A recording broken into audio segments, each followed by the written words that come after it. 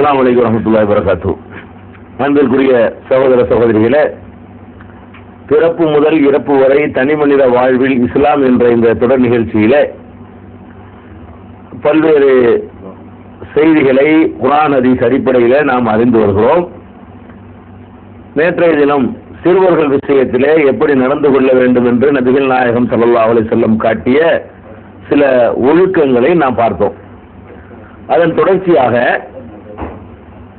சிறுவர்கள் விஷயத்தில் நம்ம கடைபிடிக்க வேண்டிய இன்னொரு முக்கியமான விஷயம் என்னவென்று சொன்னால், நம்முடைய வயல்களிலே, நம்முடைய தோட்டங்களிலே, நம்முடைய வியாபாரங்களிலே முதலிலே கிடைக்கக்கூடிய பலன் இருக்கு இல்லையா? இந்த மாதிரி முதலிலே கிடைக்கக்கூடிய பலன்களை நபிகள் நாயகம் ஸல்லல்லாஹு அலைஹி வஸல்லம் அவர்கள் சிறுவர்களை கூப்பிட்டு கொடுப்பாங்க. ஒரு வயல்ல அன்னைக்கு தான் நமக்கு விளைஞ்சு வந்திருக்கு, முதல் உற்பத்தியாகி வரக்கூடிய பொருள்கள் இருக்குமையானால் அது அந்த கள்ளங்கப்படம் இல்லாத சிறுவர்களுக்கு கொடுக்க வேண்டும் என்பதை நபிகள் நாயகம் ஸல்லல்லாஹு அலைஹி வஸல்லம் அவர்கள் ஒரு வழிமுறையாக நமக்கு ஆக்கி தந்திருக்கிறார்கள். சஹீஹ் முஸ்லிம்ல 2437வது ஹதீஸாக இருக்கிறது. நபிகள் நாயகம் ஸல்லல்லாஹு அலைஹி வஸல்லம் அவர்கள் மதீனாவுக்கு வந்த உடனே மதீனாவுல ரொம்ப பஞ்சமா இருந்துச்சு. துஆவெல்லாம் செய்யறாங்க மதீனாவுக்காக வேண்டி. அப்ப அங்க உள்ள பேரிச்சம்பழங்கள் உற்பத்தி ஆகி வந்த உடனே சின்ன குழந்தைகளை அழைத்து அந்த பேரிச்சம்பழத்தை முதல்ல அவங்களுக்கு கொடுப்பாங்க அப்படிங்கிற ஹதீஸை நம்ம பார்க்கிறோம். இதே கருத்து 2438 இருக்கிறது. கான யூத்தாது அவ்வளி சமரி, முதல்ல உற்பத்தி ஆகக்கூடிய கனிகள் நபிகள் நாயகம் ஸல்லல்லாஹு அலைஹி வஸல்லம் அவங்கள்ட்ட கொண்டு வரப்படும். அவங்க என்ன நினைச்சு தோட்டம் துறை வச்சுக்கிறவங்க என்ன நினைச்சு கொண்டு வருவாங்கன்னா, முதல்ல நபி ஸல்லல்லாஹு அலைஹி வஸல்லம் கையில கொண்டு கொடுப்போமே அப்படின்னு கொண்டு வருவாங்க. நபி ஸல்லல்லாஹு அலைஹி வஸல்லம் செய்வாங்க, அதை வாங்கிட்டு என்ன செய்வாங்கன்னு கேட்டா, சும்மா யோத்தீஹி அஸ்கரமைய ஹுதுரு மினல் வில்தான், சிறுவர்கள்ல வந்துவிட்ட சிறுவர்கள் யார் ரொம்ப சின்ன ஆட்களா இருக்கிறாங்களோ அவங்கள்ட்ட கொடுப்பாங்க. ரசூல் ஸல்லல்லாஹு அலைஹி வஸல்லம் சிறுவர்கள் விஷயத்துல அதுக்கு முன்னவே கொடுத்துருக்காங்க. இந்த மாதிரி பொருள்களை விநியோகம் பண்றதுல இதையும் நம்ம சிறுவர்கள் விஷயத்துல நம்ம கடைபிடிக்கணும், கவனிக்கணும். இது சஹீஹ் முஸ்லிம்ல 2438வது ஹதீஸாக இடம்பெற்றிருக்கிறது. இதுக்கப்புறம் சிறுவர்கள் விஷயமாக நம்ம செய்கிற ஒரு தப்பு, அதை நம்ம கவனமா இருக்கணும். சிறுவர்கள் மாத்திரம் இல்லாம இந்த தப்பை பெரியவர்களுமே செய்யறோம். அது என்ன தப்பு என்று சொன்னால், சிறுவர்களுக்கு ஒரு காய்ச்சல், ஒரு தலைவலி, ஒரு பயந்த மாதிரியான ஒரு நிலைமை இதெல்லாம் ஏற்படும் பொழுது அவங்களுக்கு கழுத்துல, தோல்ல, இடுப்புல காயத்துகளை நம்ம கட்டி விடுகிறோம், அல்லது நூல்களை முடிந்து அதை தொங்க விடுகிறோம். இது மாதிரியான காரியங்களை மார்க்கத்தின் பெயரால் அல்லது நல்லதுங்கிற பெயரால நம்ம செய்கிறோம். இது மாதிரி குழந்தைகளுக்கு செய்யலாமா, அல்லது பெரியவங்களும் இது மாதிரி காயத்தை இதெல்லாம் நூல்கள்லாம் போட்டுக் கொள்ளலாமா என்றால், இது பற்றி நபிகள் நாயகம் ஸல்லல்லாஹு அலைஹி வஸல்லம் வாழ்க்கையில நிறைய ஹதீஸ்கள் நமக்கு கிடைக்கிறது. உக்பா பின் ஆமிர் ரலியல்லாஹு தஆலா அன்ஹு அவங்க சொல்றாங்க, நபிகள் நாயகம் ஸல்லல்லாஹு அலைஹி வஸல்லம் அவர்கள்ட்ட ஒரு 10 பேர் வந்தாங்க. எதுக்கு வந்தாங்கன்னு கேட்டா, இஸ்லாத்தை ஏற்றுக்கொள்வதாக உறுதிமொழி கொடுக்கறதுக்கு வந்தாங்க. நாங்க இன்னையிலிருந்து ஒரு இஸ்லாத்தை ஏற்றுக்கொள்றோம், உங்கள்ட்ட நாங்க உறுதிமொழி தர்றோம் அப்படின்னு சொல்வதற்காக வேண்டி 10 பேர் வந்தாங்க. நபிகள் நாயகம் ஸல்லல்லாஹு அலைஹி வஸல்லம் நினைச்சாங்க 10 பேர்ல 9 பேர் அந்த உறுதிமொழியை வாங்கினாங்க. வணக்கத்துக்குரியவன் அல்லாஹ்வை தவிர யாரும் இல்லைன்னு சொல்லி அந்த உறுதிமொழியை 9 பேர்ட்ட வாங்கினாங்க. ஒரு ஆள்கிட்ட அந்த உறுதிமொழி வாங்க மறுத்துட்டாங்க. ஒரு 9 பேர்கிட்ட உறுதிமொழி வாங்கி ஒரு ஆள்கிட்ட உறுதிமொழி வாங்கல. அப்ப இருந்த ஆட்கள்லாம் கேட்கறாங்க, அல்லாஹ்வுடைய தூதரே 10 பேருக்கு வந்தாங்கல்ல, நீங்க 9 பேர்கிட்ட வாங்கிட்டு ஒரு ஆள்கிட்ட அந்த உறுதிமொழி வாங்கலையே அப்படின்னு சொன்ன உடனே நபி ஸல்லல்லாஹு அலைஹி வஸல்லம் சொன்னாங்க, இன்ன ஆலைஹி தமீமத்தன், அவரு தாயத்து போட்டிருக்காரு. வேற 10 பேர் இஸ்லாத்தை ஏற்றுக்கொள்ள வர்றாங்க, அல்லாஹ்வை தவிர யாரும் இல்லைன்னு சொல்ல வர்றீங்கள, அல்லாஹ்வை தவிர யாரும் இல்லைன்னு சொல்றாங்க, இன்னொரு அல்லாஹ் வச்சிருக்க தாயத்துண்டு, அது என்னமோ உனக்கு நன்மை தீமை தரும் நம்பிக்கிட்டு இருக்கும்போது அந்த உள்ளத்தில் இப்படி லா இலாஹா இல்லல்லாஹ் இருக்க முடியும்? வணக்கத்திற்குரியவன் அல்லாஹ்வை தவிர யாரும் இல்லைன்னு உறுதிமொழி எடுக்க வந்தால் அந்த உறுதிமொழியில நீங்கள் உண்மையாளர்களா இருக்கணும். அப்படிங்கிறதுனால ரசூலுல்லாஹ் என்ன செய்யறாங்கன்னு கேட்டா, இன்ன அலைஹி தமீமத்தன், அவர்கிட்ட அவர் மீது தாயத்து கிடக்கிறது என்று சொல்லி ஃபஅத்கல யதஹு ஃபகதாஹா, தங்களுடைய கையை விட்டு அவருடைய தாயத்தை அறுத்து எடுத்து ஃபபாயாஹு, அதுக்கு பிறகு அவரிடத்துல பையத்து செய்தார்கள், உறுதிமொழி வாங்கினார்கள். உறுதிமொழி வாங்கிட்டு சொல்றாங்க, வகால மன் அல்லக தமீமத்தன் ஃபகத் அஷ்ரக, யார் தாயத்தை தொங்க விட்டுக் கொள்கிறானோ அவன் அல்லாஹ்வுக்கு இணை கற்பித்து விட்டான். அல்லாஹ்வுக்கு இணை கற்பிக்கிறவராகவே வந்து நீ எப்படி இஸ்லாத்தை ஏற்றுக்கொள்ள முடியுங்கிறதுக்காக வேண்டி நபி ஸல்லல்லாஹு அலைஹி வஸல்லம் இப்படி சொல்கிறார்கள் என்று முஸ்னத் அஹ்மதுல 16781வது ஹதீஸில் நம்ம பார்க்கிறோம். அப்ப தாயத்து போடுதல் என்பது இஸ்லாத்துக்கு நேர் எதிரானது. தாயத்தும் இஸ்லாமும் ஒரு உள்ளத்தில் இருக்க முடியாது. தாயத்தை நம்பினா இஸ்லாம் இல்ல, இஸ்லாத்தை நம்பினா தாயத்து கிடையாது. பெரிய ஆளுக்கு வெட்டி எறிஞ்சிருக்கிறாங்க நபி ஸல்லல்லாஹு அலைஹி வஸல்லம் அவர்கள். அதே மாதிரி வந்து முஸ்னத் அஹ்மதுல 19149வது ஹதீஸில் இருக்கிறது. இம்ரான் இப்னு ஹுசைன் ரலியல்லாஹு அன்ஹு அவர்கள் அவங்க அறிவிக்கிறாங்க, நபி ஸல்லல்லாஹு அலைஹி வஸல்லம் அவர்கள் ஒரு மனிதரை பார்க்கிறார்கள். அவருடைய அந்த இந்த இருக்கிற அந்த கை, தோல் புஜத்து கை, இந்த இடத்துல ஒரு தாயத்தை தொங்க விட்டுருக்கார், ஒரு வளையத்தை தொங்க விட்டுருக்கிறார், மாட்டி விட்டுருக்கிறார். அப்ப அவர்கிட்ட கேட்கிறாங்க, இது என்னப்பான்னு கேட்கிறாங்க. மாஹாதி, என்ன இது, என்ன தோல்ல என்னமோ கட்டிருக்கிறிய அப்படின்னு கேட்கிறாங்க. அப்ப அவர் சொல்றாரு, மினல் வாகினா, அது வந்து வாகினான்னா அந்த தோல் புஜத்தில் ஏற்படக்கூடிய ஒரு வேதனை, வலி. அந்த வலிக்காக வேண்டி இதை வந்து போட்டிருக்கிறேன், இதை மந்திரிச்சு போட்டிருப்பாரு, நூல் மாதிரி கட்டிருக்கிறார்.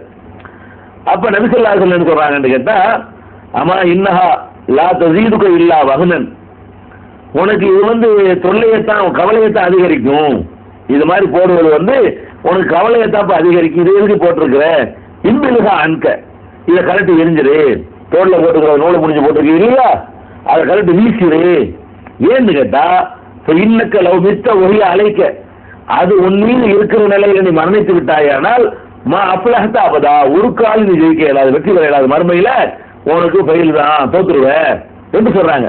அப்ப தோள்பட்டையில் ஒரு வலி ஏற்பட்டதற்காக வேண்டி அந்த தோள்பட்டையில அவர் ஒரு இதை கட்டி இருக்கிறாரு. நபிகள் நாயகம் ஸல்லல்லாஹு அலைஹி வஸல்லம் என்ன பண்றாங்க, அதை தூக்கி எரிஞ்சிருன்னு சொல்றாங்க. ரெண்டாவது, அதனால உனக்கு கவலை தான் ஜாஸ்தியாகும் சொல்றாங்க. மூணாவது சொல்றாங்க, மறுமையில உனக்கு வெற்றி பெற முடியாது என்று எச்சரிக்கிறாங்கன்னு சொன்னா, அப்ப நம்ம என்ன பண்றோம், குழந்தைகளுக்கு இது நம்மளே பயத்தை காட்டி தாயத்தை போட்டு விட்டு இடுப்புல தும்ப கட்டி விட்டு இதெல்லாம் காசுக்காக வேண்டி சில பேர் ஏமாத்துறாங்க. அதை நம்ம நம்பி என்ன பண்றோம்னு கேட்டா இது செய்யறோம். இது வந்து ஏகத்துவ கொள்கையவே பாதிச்சிடும் அப்படின்னு ரசூல் ஸல்லல்லாஹு அலைஹி வஸல்லம் எச்சரிச்சிருக்கிறத பாக்குறோம். இதே மாதிரி அன்றைக்கு என்ன பண்ணாங்கன்னு கேட்டா, ஒட்டகங்கள் இருக்குல்ல, ஒட்டகங்கள் மீது திருஷ்டி பெறக்கூடாது, மற்றவங்க பார்த்து பண்ணிடக்கூடாதுங்கிறதுக்காக வேண்டி அதுக்காக வேண்டி என்ன செய்வாங்கன்னா, கழுத்துல ஒரு மாலை மாதிரி போடுவாங்க. ஒட்டகத்துல பார்த்தாங்கன்னா அது வந்து திருஷ்டி படாது, நல்ல ஒட்டகங்களா இருந்துச்சுன்னு சொன்னா வேகமா போற ஒட்டகம், அதை பார்த்து அடுத்தவங்க கண்ணு வச்சிடக்கூடாதுன்னு சொல்லி இது மாதிரி போடுற வழக்கம் அன்னைக்கு இருந்தது அரபுகள்கிட்ட. ஒட்டகத்துக்கு அந்த மாதிரி கவசம், பாதுகாப்பு கவசம் ஏற்படுத்துவாங்க. அப்ப நபிகள் நாயகம் ஸல்லல்லாஹு அலைஹி வஸல்லம் செஞ்சாங்கன்னு கேட்டா, இதை வந்து அபூ பஷீர் அல் அன்சாரி என்ற நபித்தோழர் அறிவிக்கிறார், நான் நபிகள் நாயகம் ஸல்லல்லாஹு அலைஹி வஸல்லம் அவர்களோடு ஒரு பயணத்தில் இருந்தேன். அப்போது மக்கள்லாம் வந்து இரவுல படுத்து தூங்க போயிட்டாங்க. உடனே நபி ஸல்லல்லாஹு அலைஹி வஸல்லம் என்ன பண்றாங்கன்னு கேட்டா, ஒரு ஆள் அனுப்பி படுக்க போயிட்டாங்க. எல்லாரும் பார்த்துட்டாங்க போல இருக்கு அந்த ஒட்டகத்துக்கு மாலை போட்டிருந்ததை.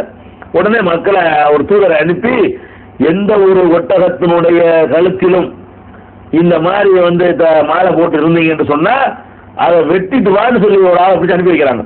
எல்லாரும் படுத்து தூங்கின பிறகு ஒட்டகத்தினுடைய கழுத்துக்கள்ல இது மாதிரி போட்டிருந்தீங்கன்னு சொன்னா அதை வெட்டி எறிஞ்சிட்டு வான்னு சொல்லி நபிகள் நாயகம் ஸல்லல்லாஹு அலைஹி வஸல்லம் அனுப்பி விடுறாங்க. மனுஷனுக்கு போடுறது இருக்கட்டே, ஒட்டகத்துக்கு அது மீது நம்பிக்கையே இருக்காது. நமக்கு தான் நம்பிக்கை வருது, மனுஷனுக்கு தப்பான நம்பிக்கை. ஒட்டகத்துக்கு தாயத்துக்கு நம்பிக்கை வருமா, தகவல் அது நம்பிக்கை வைக்குமா, கழுத்துல போடுறது மாலையை கண்டுமா, அது கண்டுச்சா ஒன்றையும் காணாது.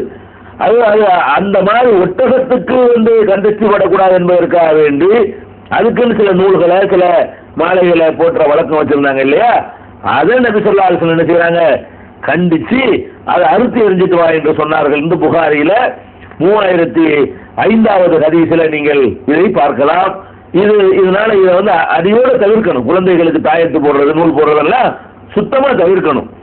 அதே மாதிரி நபி ஸல்லல்லாஹு அலைஹி வஸல்லம் அவர்கள் சொன்னாங்க, ருவைஃபி என்ற ஒரு நபித்தோழரை நோக்கி சொன்னாங்க, ருவைஃபி அவர்களே, எனக்கு பிறகு நீங்கள் நீண்ட நாள் வாழக்கூடும். அல்லாஹ் முன்னறிப்பு அறிவிச்சு கொடுத்துருமா, அதை சொல்லியிருப்பாங்க. எனக்கு பிறகு நீங்கள் நீண்ட நாட்கள் வாழக்கூடும். அப்படி வாழ்ந்தீர்களே ஆனால் மக்களுக்கு இந்த செய்திகளை தெளிவாக சொல்லிவிடுங்க. நான் மூத்தா போயிடுவேன், நான் சில செய்திகளை உங்களுக்கு சொல்றேன். எனக்கு பிறகு நீங்க அதிக நாள் வாழ்ந்தீர்கள்னு சொன்னா மக்களுக்கு இந்த செய்தியை மெசேஜை கொண்டு போயிருங்க. அது என்ன மெசேஜ் என்று சொன்னா, யார் ஒருத்தன் தாடியில முடிச்சு போட்டுக் கொள்கிறானோ, பெரிய தாடி அப்படி ஆக்கி அதை முடிச்சுக்கிறது, தாடியில முடிச்சு போட்டுக்கிறது, அது உலகம் கூட இருக்கு. தாடியில முடிச்சு போட்டுக் கொள்கிறானோ, அல்லது திருஷ்டிக்காக ஒரு இதை வந்து வளையத்தை தொங்க விட்டுக் கொள்கிறானோ, அல்லது எலும்புகளாலோ விட்டைகளாலோ வந்து மலஜலம் கழித்து விட்டு தூய்மைப்படுத்துகிறானோ, இஸ்திரா செய்கிறானோ, அவனை விட்டு முகமது விலகி கொண்டார், முகமதுக்கும் அவருக்கும் சம்பந்தம் இல்லை என்று நான் சொன்ன செய்தி எல்லாத்தையும் அறிவிச்சிருங்க அப்படின்னு சொல்லி நபிகள் நாயகம் ஸல்லல்லாஹு அலைஹி வஸல்லம் சொன்னதாக ருவைசி அவர்கள் அறிவிக்கிற ஹதீஸ் நசையில 4981வது ஹதீஸாக பதிவு செய்யப்பட்டிருக்கிறது. இதுல என்ன நம்ம விளங்குதுன்னு கேட்டா, ஒருத்தன் தாயத்து போட்டிருந்தான்னு சொன்னா, நூல் போட்டிருந்தான்னு சொன்னா, கழுத்துல என்னத்தையாவது இந்த மாதிரி ஒரு தீமையை தடுக்கிறதுக்குன்னு சொல்லி இந்த நூல்களோ அல்ல தாயத்துகளோ தகடுகளோ எல்லாம் தடுக்கும்னு நினைச்சதை போட்டான்னு சொன்னா, அவனுக்கு எனக்கு சம்பந்தம் இல்லைன்னு சொல்லி போடுங்க என்று பெருமானார் ஸல்லல்லாஹு அலைஹி வஸல்லம் அறிவிக்கிறாங்க. 3 காரியத்தில் அது ஒரு காரியம்.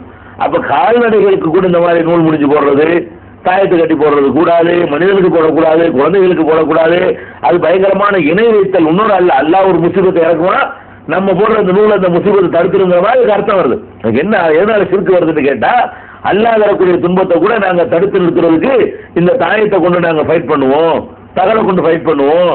அல்லாஹ் ஒரு துன்பத்தை இறக்குனா கூட இதுவே அதை எடுத்து ஜெயிச்சிரும் அப்படின்னு நம்பும் பொழுது நம்ம வந்து அல்லாஹ்வுக்கு ஈக்குவலாக இந்த தாயத்தையும் தாயத்துடைய சக்தியை நம்புகிறோம். அல்லாஹ்வுடைய சக்திக்கு கூடுதல் சக்தி இருக்கிறதாக கூட அதுல நம்பிக்கை வருதுங்கிறதுனால நபி ஸல்லல்லாஹு அலைஹி வஸல்லம் தடுத்து இருக்கிறாங்க. அதனால எந்த ஒரு காரணத்தினாலையும் பெரியவர்களும் போடக்கூடாது. இந்த குழந்தைகளுக்கு தாயத்து தட்டு, குழந்தைகள் தான் நம்ம ஏமாத்துறாங்க. அது வாய் திறந்து சொல்ல தெரியாதா, அதுக்காக ஏதாவது தலைவலிச்சா காய்ச்சல் 2 நாளைக்கு அழுதுன்னு சொன்னா, மூக்கு ஓடிட்டு இருந்துச்சுன்னு சொன்னா, ஜுரம் வந்துச்சுன்னு சொன்னா, உடனே யாராவது ஒரு மூளையுமா கட்டுறவங்க போறோம், அவங்க வயிற்று பிழைப்பாங்க. அவங்க வீட்டு பிள்ளைகளுக்கு வந்து ஆஸ்பத்திரி கூட்டு போயிடுவாங்க, உங்க வீட்டு பிள்ளைகளுக்கு வந்து நூல் முடிஞ்சு போய் சொல்லுவாங்க. அப்ப அவங்கள்ட்ட போகணும்னு நினைச்சுவாங்க, நீங்க அதை நூல் போடுங்க அப்பதான் சரியா வரும், அது பண்ணுங்க சரியா வரும் ஏமாத்துவாங்க.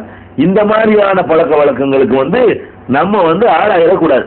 என்ன செய்யலாம் அதிகபட்சமானு கேட்டா, நமக்கு நம்மளே ஓடிக்கலாம். அதுக்கு வேணா அனுமதி இருக்கு. நூறு தாயத்துல எல்லாம் ஒன்றும் அடக்காது. ஓதுறது வந்து தாயத்தில் அடக்க முடியுமா? பூண்டு ஓதுறது ஒட்டிக்கிறோமா? ஒட்டாது. என்ன செய்யலாம்? நபி ஸல்லல்லாஹு அலைஹி வஸல்லம் அவர்களுக்கு வந்து நோய்வாய்ப்படும் பொழுது என்ன செய்வாங்கன்னு கேட்டா, குல் ஹுவல்லாஹு அஹது, குல் அஊது பிரப்பில் ஃபலக், குல் அஊது பிரப்பின் நாஸ் ஆகிய சூறாக்களை ஓதி அவர்கள் தன்னுடைய கையில ஊதி அதை மேனியில் என்ன செய்வாங்க, தடவி கொள்வாங்க. அவங்களுக்கு வந்து அந்த மரண வேளையில் ஒரு நோய் ஏற்பட்டுச்சு இல்லையா, அந்த நேரத்தில் என்ன செய்வாங்கன்னு கேட்டா, ஆயிஷா நாய் சொல்றாங்க, நான் வந்து அதை ஊதி அவங்க ஓய்வு என்ன செய்வாங்க, ஊதுவாங்க, நான் என்ன செய்வேன்னு கேட்டா அவங்க கையை வந்து நான் தடவி விடுவேன் அப்படின்னு சொல்லி அவங்க ஆயிஷா நாய் சொல்றாங்க. அப்ப இதுல என்ன விளங்குதுன்னு கேட்டா, நோய்வாய்ப்பட்டோம்னு சொன்னா உங்களுக்கு குழந்தைகளுக்கு நோய்வாய்ப்பட்டு இருக்குதா, நீங்களே குல் ஹுவல்லாஹு சூரா ஓதுங்க, நீங்களே குல் அஊது பிரப்பில் ஃபலக்ங்கிற சூரா ஓதுங்க, நீங்களே குல் அஊது பிரப்பின் நாஸ்ங்கிற சூரா ஓதுங்க. ஓதி உங்களுக்கு நோய் வந்தா கூட ஊதுக்கு தடவிக்குங்க மேடையெல்லாம். உங்க குழந்தைகளுக்கு அதுங்களுக்கு ஓத தெரியாதானே, அதுங்களுக்கு ஓத தெரிஞ்சுன்னா அது மாதிரி செய்வதற்கு கற்றுக் கொடுங்க.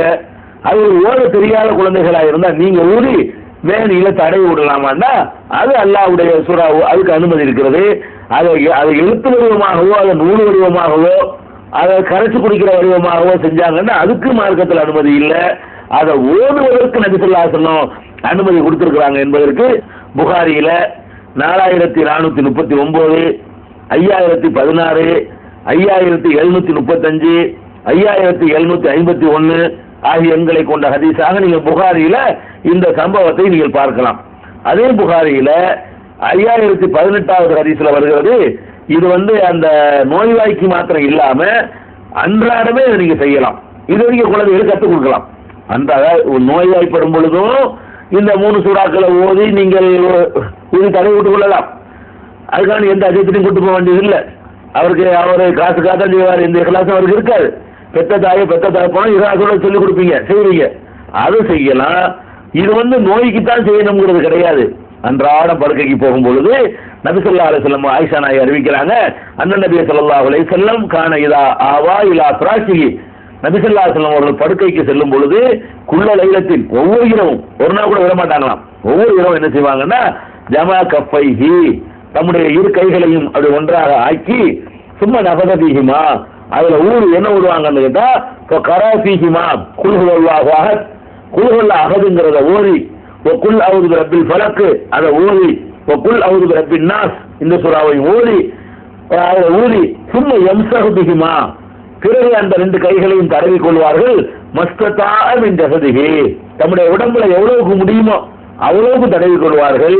யப்தவு பிஹிமா அலா ரஅஸிஹி வ வஜ்ஹிஹி தலையிலிருந்து ஆரம்பிப்பாங்க, தலையிலிருந்து ஒரு முகத்திலிருந்து ஆரம்பிச்சு எல்லா பக்கமும் தடவுவார்கள். ஒமா அக்பல மின் ஜஸதிஹி தலையில ஃபர்ஸ்ட் ஆரம்பிப்பாங்க, அப்புறம் முகம், அப்புறம் முன்பக்கம், அப்புறமேல பின்பக்கத்துக்கு அந்த முறை கூட வருது. இப்படி எப்பாலு அளிக்க சலாச மர்ராத்தின் இந்த மாதிரி 3 தடவைகள் நபிகள் நாயகம் ஸல்லல்லாஹு அலைஹி வஸல்லம் செய்வார்கள்னு புகாரியில் 5018வது ஹதீஸில் நீங்க பார்க்கலாம். இதை நீங்கள் உங்கள் குழந்தைகளுக்கும் இது மாதிரி செய்ய சொல்லிக் கொடுங்க, நீங்களும் செய்யுங்க. அது உங்களுக்கு ஓட தெரியாதுன்னா நீங்க செஞ்சு அதை விட்டு பழக்குங்க. இதெல்லாம் மார்க்கத்தில் உண்டே தவிர தாயத்துங்கிற பக்கம் நாடிடாதீங்க. அது அது பயங்கரமான குற்றத்தில் ஈமானே நம்ம விட்டு போயிடும். எந்த ஒரு காரணத்துக்காக வேண்டியும் அல்லாஹ்வுடைய இந்த சூறாக்களை கொண்டு பாதுகாப்பு தேடுறதுங்கிறது ஒரு துஆ. ஏன் இதுக்கு என்ன டிஃபரெண்ட் கேட்டா, தாயத்துங்கிற ஒரு பொருள் அது அதுக்கு சக்தி இருக்கிற மாதிரி ஆகுது. இது அல்லாஹ்ட்ட கேட்கிறோம், குல் அவுது ரப்பில் ஃபலக் ரப்புல் ஃபலக் நான் பாதுகாப்பு தேடுறேன், அகிலத்துடைய ரட்சகன்ட்ட பாதுகாப்பு தேடுறேன், அதை விட்டு பாதுகாப்பு தேடுறேன், இதை விட்டு பாதுகாப்பு தேடுறேன் அப்படின்னு அந்த சூறாக்களுக்கு அர்த்தம் வருது. படைச்சவன்ட்ட பாதுகாப்பு தேடுற மாதிரி இருக்கிறதுனால, அல்லாஹ்வுடைய குர்ஆனுடைய வசனமா இருக்கிறதுனால, இதுல ஷிஃபா இருக்குங்கிற மாதிரி குர்ஆன்ல வசனம் இருக்கிறதுனால அது மாதிரி இது செய்யலாம்னு இதுல விளங்குகிறது. அதே மாதிரி இதே கருத்து புகாரியில 6319வது ஹதீஸ்லயும் இருக்கிறது. அதையும் நம்ம பார்க்கிறோம். இதெல்லாம் செஞ்சுக்கலாம். இதுதான் மார்க்கத்தில் இருக்கு. நோய்வாய்ப்பட்டுச்சுன்னா அது மாதிரி ஒதுக்கிடலாம், அன்றாட படுக்கையில் போகும்போது ஒதுக்கிடலாம். இதை தாண்டிக்கிட்டு இந்த தாயத்து தட்டுங்கிற பக்கம் போகக்கூடாது. அது போக நோய்வாய்ப்பட்டால் இன்னொன்றும் செஞ்சுக்கலாம். குழந்தைகள், ஏன்னா குழந்தைகள் நோய்வாய்ப்படும் போதெல்லாம் நம்முடைய ஈமான் பறிபோய்கிட்டு இருக்குது. நோய்வாய்ப்பட்டோன்னா எல்லா விதமான தப்புகளையும் மார்க்க அனுமதிக்காத காரியங்களையும் செய்வதற்கு நம்ம முன் வந்துடுறோம். அதனால நபி ஸல்லல்லாஹு அலைஹி வஸல்லம் என்ன பண்ணுவாங்கன்னு கேட்டா, எந்த ஒரு நோயா காண இதா அத்தா மரீலன், ஒரு நோயாளி அவங்க போய் பார்க்க போனாலும் சரி, அவங்க ஒத்தியபி நோயாளி அவங்கள்ட்ட கொண்டு வந்தாலும் சரி, நோயாளி அவங்க பார்க்க போனாலும் சரி, நோயாளியா இருக்கிறவரை நபி ஸல்லல்லாஹு அலைஹி வஸல்லம் கொண்டு வந்தாலும் சரி, உனக்கு நோய் இருக்கா, நான் ஒரு நூல் முடிச்சு தர்றேன் போட்டுக்கன்னு சொல்ல மாட்டாங்க. உனக்கு தாயை தர்றேன் கட்டிக்கன்னு சொல்ல மாட்டாங்க. நான் எழுதி தர்றேன் கரைச்சி குடின்னு சொல்ல மாட்டாங்க. நோயாளி அவங்க பார்க்க போனாலும் சரி, அவங்க இடத்துல நோயாளி கொண்டு வரப்பட்டாலும் சரி, என்ன செய்வாங்கன்னு கால ரசூலுல்லாஹ் சொல்லுவாங்க, அது ஹிபில் பாஸ் ரப்பன்னாஸ் மனிதர்களுடைய ரப்பு ரட்சகனே, படைத்து பராமரிப்பவனே, இந்த துன்பத்தை நீக்கிவிடு. அது ஹிபில் பாஸ் ரப்பன்னாஸ் ரப்புன்னாசே மனிதர்களுடைய ரப்பே, இந்த துன்பத்தை நீக்கிவிடு. இஸ்வி நீ குணமளித்துடுவாயாக. அந்த சாபி நீதான் குணமளிக்கக்கூடியவன். லா சிபா இல்லா சிபாவுக்க உன்னுடைய சிபாவை தவிர, நிவாரணத்தை தவிர வேற எந்த நிவாரணமும் கிடையாது. சிபா அல்லா யுகாதிரு சகமா எந்த ஒரு வியாதியை விட்டு வைக்காத அளவுக்கு குணமாக்கிறேன். குணமாக்கினாலும் 100% குணமாக்கிறான்ல, ஒரு 10% வச்சு 90% குணமாக்கிறாத, 100% குணமாக்கு என்பதை நபிகள் நாயகம் ஸல்லல்லாஹு அலைஹி வஸல்லம் அவர்கள் நோயாளியை பார்க்க போனாலும், அவர்களிடத்தில் நோயாளிகள் கொண்டு வரப்பட்டாலும் ஓடுவார்கள் என்று சஹீஹ் புகாரியில இருக்கிறது. இது புகாரியில 5675வது ஹதீஸ்லயும் இருக்கிறது. அதே மாதிரி 5743வது ஹதீஸ்லயும் இருக்கிறது. அதே மாதிரி புகாரியில 5744வது ஹதீஸ்ல என்ன இருக்குன்னு கேட்டா, நபி ஸல்லல்லாஹு அலைஹி வஸல்லம் அவர்கள் என்ன செய்வாங்கன்னா, ஓய்வாளரா வந்தாங்கன்னு சொன்னா அவங்க அதுக்கு சொல்ற பிரார்த்தனை என்னன்னு கேட்டா, இம்சஹல் பாஸ் ரப்பன்னாஸ் மனிதர்களுடைய ரப்பே இந்த துன்பத்தை நீக்கிறே, பி எதுக்கே ஷிஃபா உன் கையில தான் நிவாரணம் இருக்கிறது. லா காஷிபலகு இல்ல அந்த உன்னை தவிர அது நீக்கிறதுக்கு யாருமே கிடையாது. இந்த கருத்துப்பட என்ன செய்வாங்க, ஓதுவாங்கன்னு சொல்லி 5744 இருக்கிறது. இதே மாதிரியான ஒரு கருத்து 5742லையும் என்ன செஞ்சிருக்கு நம்ம பார்த்துருக்கிறோம். அதனால இந்த மாதிரியான நோய்வாய்ப்பட்டால் நம்ம என்ன பண்ணணும், இப்படியான துஆக்களை செஞ்சுக்கலாம். ஒரு நோயாளியா போச்சுன்னா அல்லாஹ்ட்ட கேட்கணும், குழந்தைக்கு நோயா போச்சா யார்ட்டையும் கூட்டிட்டுலாம் போக வேண்டியதில்லை. அது ஹிபில் பாஸ் ரப்பன்னாஸ் ரப்புன்னாசே மனிதர்களுடைய ரட்சகனே இந்த நோயை நீக்குது, நீ தான் நீக்கணும், வேற யார்ட்டு நாங்கள் கேட்போம் உன்னை விட்டு அவர் எந்த நிவாரணம் இருக்குது, முழு அளவுக்கு நீக்கிறார், கொஞ்சம் குறைச்சிடாம முழுசாவே நீக்கிறார்லான்னு சொல்லி அல்லாஹ்விடத்துல பிரார்த்தனை தான் செஞ்சிருக்கிறாங்களே தவிர, நான் உங்களுக்கு 7 பேர் பிடிச்சிருக்கு, 8 பேர் பிடிச்சிருக்கு, அந்த ஜின்னு பிடிச்சிருக்கு, அந்த பிசாசு பிடிச்சிருக்கு என்றெல்லாம் மக்களை ஏமாத்தல. அந்த மாதிரி ஒரு வழிமுறையை கற்றுத்தரல. மார்க் அறிஞர்கள் சொல்லக்கூடியவங்க அந்த மாதிரிலாம் என்ன செய்யறாங்க, பண்றாங்க. அது போக நம்ம என்ன பண்றோம்னு கேட்டா, இந்த கண்டிஸ்டிங்கிற பேர்ல இந்த குழந்தைகளுக்கு நம்ம செய்யற அநியாய தாயத்து மட்டும் போடுறது இல்லை. கண்டிஸ்டிங்கிற பேர்ல குழந்தைய நல்லா அலங்காரம் பண்ணும் பொழுது கழுவி குளிப்பாட்டி அவளுக்கு பவுடர் போட்டு ட்ரெஸ் எல்லாம் போட்டு விட்ட பிறகு அந்த டிஸ்டிக்காக கன்னத்துல ஒரு கருப்பா ஒரு புள்ளி வைக்குவாங்க. கேட்டா அளவுக்குன்னு சொல்றது பொய், அளவுக்காக வைக்கிறது கிடையாது. அது உண்மையில எதுக்கு வைக்கிறாங்கன்னு கேட்டா, அவங்க அந்த டிஸ்டிக்கு தான் வைக்கிறாங்க. அது ஏதாவது அந்த யாராவது பார்த்து அந்த அழகை பார்த்து ஆசைப்பட்டாங்கன்னா அந்த குழந்தைக்கு ஏதாவது பாதிப்பு வந்துடும் அப்படிங்கிறதுக்காக வேண்டி அவங்க செய்யறாங்க. அப்படி செய்யலாமா? ரசூல் ஸல்லல்லாஹு அலைஹி வஸல்லம் அவர்கள் டிஸ்டிங்கிறத மட்டும் இஸ்லாம் ஒத்துக்கிறது. அதனுடைய காரண காரியங்கள் நமக்கு விளங்காவிட்டால் கூட நபிகள் நாயகம் ஸல்லல்லாஹு அலைஹி வஸல்லம் அவர்கள் அமரணி ரசூலுல்லாஹி ஸல்லல்லாஹு அலைஹி வஸல்லம் யஸ்தகா மினல் ஐன், கண் திருஷ்டிக்காக வேண்டி ஓதி பார்ப்பதற்கு நபி ஸல்லல்லாஹு அலைஹி வஸல்லம் அவர்கள் நமக்கு அனுமதித்திருக்கிறார்கள் என்று ஆயிஷா நாயகி சொல்லக்கூடிய ஹதீஸ் 5738வது ஹதீஸில் இருக்கிறது. அதுக்கெல்லாம் மார்க்கத்தில் அனுமதி இருக்கு. கண் திருஷ்டின்னு ஒன்று இருக்கிறது, அல்ல ஹக்குன், கண் திருஷ்டிங்கிற உண்மை இருக்கிறது. ஆனால் அந்த கண் திருஷ்டிக்காக வேண்டி கருப்பு புள்ளி வைக்கிறதுங்கிறது கிடையாது. அதுக்கு என்ன பண்ணணும்? கண் திருஷ்டி பட்டுருச்சா, கண் திருஷ்டினா என்ன, ஒன்றை பார்த்து அப்படி ஏக்கத்துல அடுத்தவர்கள் பொறாமப்படும் பொழுது ஏதாவது பாதிப்பு ஏற்படும். அப்பதான் அதுக்கு வந்து கண் திருஷ்டி. அந்த மாதிரி ஏற்படக்கூடிய நேரத்தில் அதுக்கு நம்ம என்ன செய்யலாம்னு கேட்டா, நபி ஸல்லல்லாஹு அலைஹி வஸல்லம் அவர்கள் சொல்லி தந்திருக்காங்க இல்ல, இந்த துவாக்கள் அதுகளை ஓதலாம்.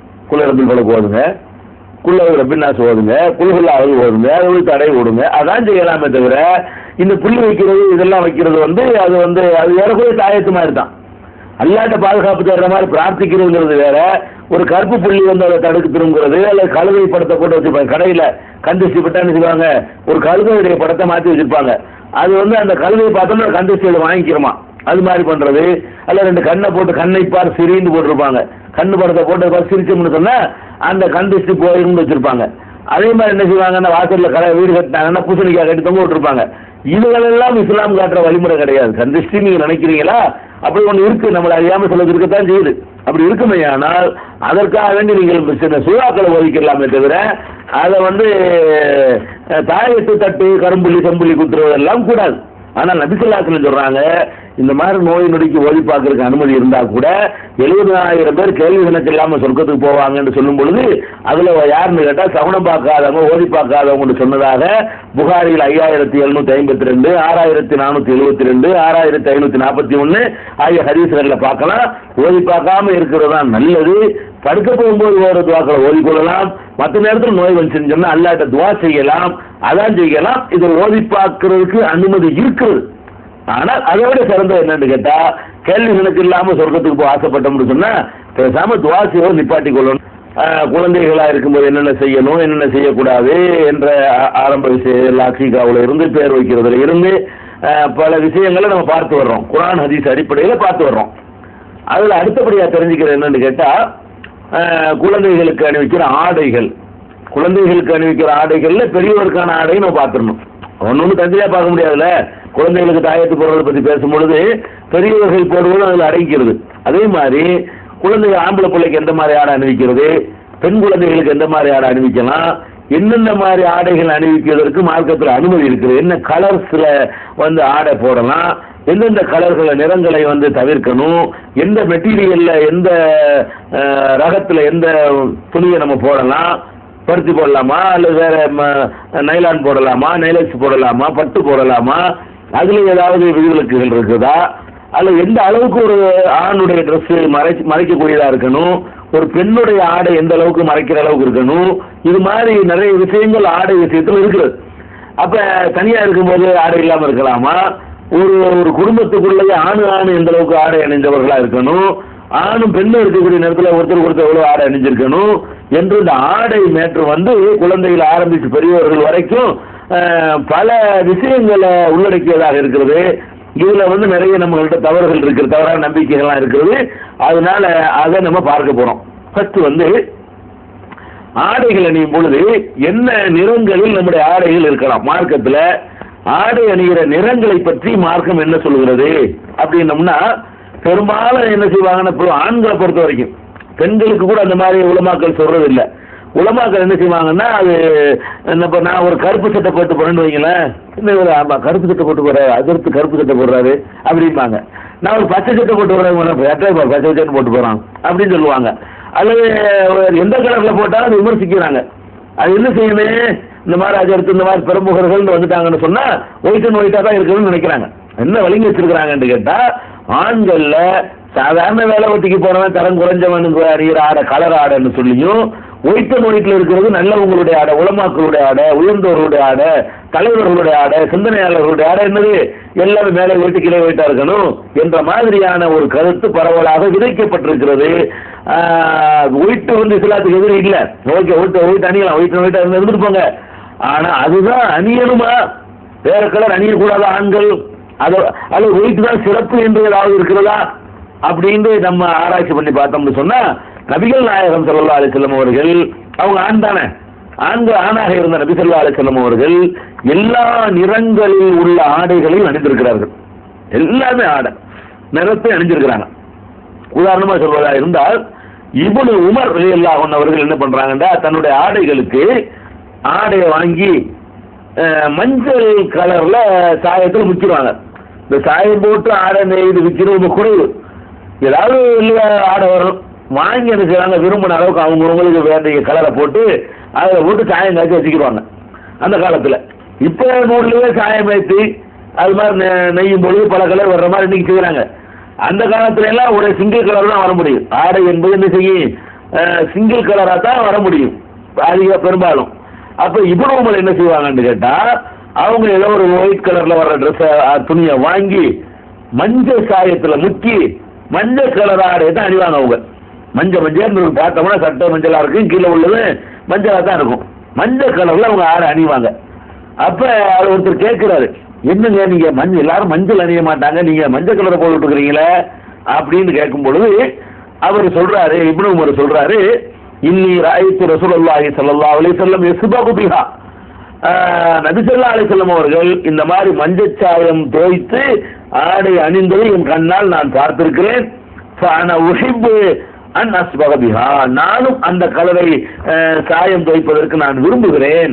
அப்ப நபி ஸல்லல்லாஹு அலைஹி வஸல்லம் அவர்கள் வெள்ளையா இருக்கிற ஆடையை வாங்கி கூட மஞ்சள் கலர் சாயத்துல போட்டு முக்கி மஞ்சள் கலரான ஆடையாக அணிந்திருக்கிறார்கள். எல்லோ கலர்ல ஆடை அணியலாம், ரசூலுல்லாஹ் அணியறத ஒருத்தர் பார்த்து அவரும் வாழ்க்கையில கடைப்பிடிச்சிருக்கிறாரு.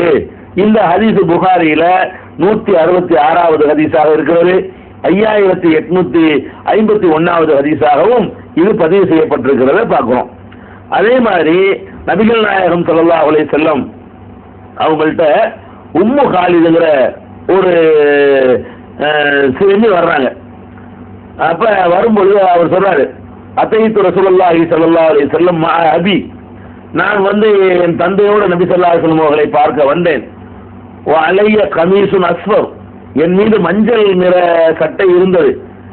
அப்ப ரசூல் ஸல்லல்லாஹு அலைஹி வஸல்லம் என்ன பண்ணாங்க, அந்த மஞ்சள் சட்டையை போட்டு நான் வரும்பொழுது அதை பார்த்துட்டு என்ன செய்யறாங்க, ரொம்ப அழகா இருந்துச்சுல, அழகா இருந்தவொடனே அதை ரசூல் ஸல்லல்லாஹு அலைஹி வஸல்லம் பாராட்டுறாங்க. பாராட்டி என்ன செய்யறாங்கன்னு கேட்டா, அந்த அந்த உம்மு காலிது இந்த அம்மா இருக்காங்க, அந்த சிறுமி இருக்காங்கல்ல, இவங்க அபிசீனியாவுக்கு ஹிஜ்ரத் செஞ்சு போனவங்க.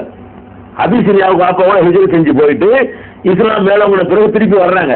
அதனால அந்த அபிசீனியா வார்த்தைகள்லாம் அந்த அந்த அந்த குடும்பம் அறிஞ்சு வச்சிருக்குது. அபிசீனியாவில் உள்ள அபிசி மொழிகளை அவசாவெல்லாம் அறிவிக்கிற நாடா மாறிடுச்சு. அன்னைக்கு அவங்களுக்கு தனி லாங்குவேஜ் இருந்துச்சு.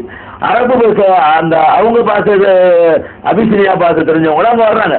நபி ஸல்லல்லாஹு அலைஹி வஸல்லம் பண்ணாங்க, தெரிஞ்சுக்கிட்டு சனாங்கிறாங்க. சனான்னா அந்த பாஷையில் அழகுன்னு அர்த்தம், சூப்பரா இருக்குன்னு அர்த்தம்.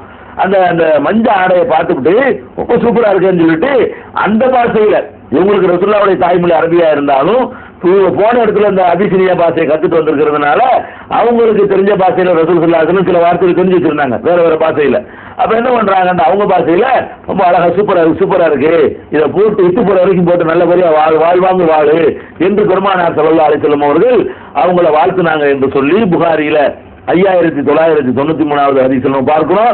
அப்ப ஆணும் மஞ்சள் போட்டிருக்கிறாங்க, பெண்ணும் மஞ்சள் போடலாம். மஞ்சள் கலர் என்பது அது வெறுக்கத்தக்க கலரோ, அது மார்க்கத்தில் ஒரு டேஞ்சரான கலரோ, அதுக்கு வந்து ஒரு புனிதமான கலர் இருக்கு, அதுக்காண்டி மஞ்சள்லாம் புனிதம்னு நினைச்சிட கூடாது. கல்யாண பத்திரிக்கை எடுத்தா மூலையில் மஞ்சள் அடிக்கிறது, இதெல்லாம் நல்ல புது கணக்கு பார்த்தா லாபம்னு மஞ்சள் எழுதுறது, அதெல்லாம் பின்னாடி வரப்போறோம். கல்யாணத்தை வருமோ வச்சுக்கிடுவோம். இப்ப என்னன்னா மஞ்சள் ஒரு அனுமதிக்கப்பட்ட கலர். ரசூலுல்லாஹி மஞ்சள் கலர்ல நினைச்சிருக்கிறாங்க. இப்ப நான் மஞ்சள் சட்டை போட்டு வந்து ஒரு மாதிரியை பார்க்க கூடாது, யாரும் எந்த கலர் வேணாலும் போட்டுக்கலாம், தப்பு கிடையாது. அதே மாதிரி நபி ஸல்லல்லாஹு அலைஹி வஸல்லம் அவங்க என்ன பண்ணியிருக்காங்கன்னா சிவப்பு கலர்ல போட்டுன்னா ஒரு மாதிரியா கண்டிப்பா நீங்க பார்ப்பாங்க. ஏன்னா ஆண்கள் வந்து சிவப்பு கலர்ல ட்ரெஸ் போடுறது அரிதாக இருக்கிறது. நபிகள் நாயகம் ஸல்லல்லாஹு அலைஹி வஸல்லம் என்ன பண்றாங்கன்னு கேட்டா அவங்களுடைய மேலாடையும் கீழாடையும், மேல போடுற ஒரு ஆடோ சட்டையோ ஒரு போர்வையோ ஒரு ஜிப்பாவோ ஏதோ ஒன்று போட்டிருப்பாங்கன்னு வைங்களேன், கீழே வேட்டியோ இங்கேயோ கட்டுறாங்கன்னு வைங்களேன், மேலாடையும் கீழாடைக்கும் சேர்ந்தது ஹுல்லத்தும்பாங்க. மேலாடை கீழாடை ரெண்டு ஒரு செட்டுக்கு பேரு.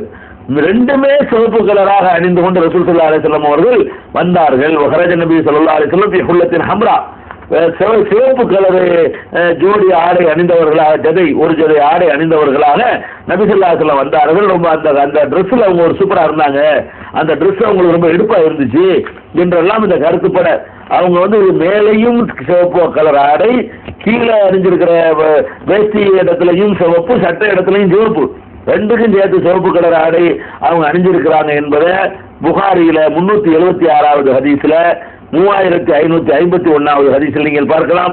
5901 5848வது ஹதீஸ்லையும் பார்க்கலாம். அதனால மஞ்சள் கலரும் மார்க்கத்தில் அனுமதிக்கப்பட்டதுதான், சிவப்பு கலரும் மார்க்கத்தில் அனுமதிக்கப்பட்டதுதான். நபிகள் நாயகம் ஸல்லல்லாஹு அலைஹி வஸல்லம் அதுக்கான வெள்ளையே இல்லையான வெள்ளையும் அணிந்திருக்கிறார்கள்.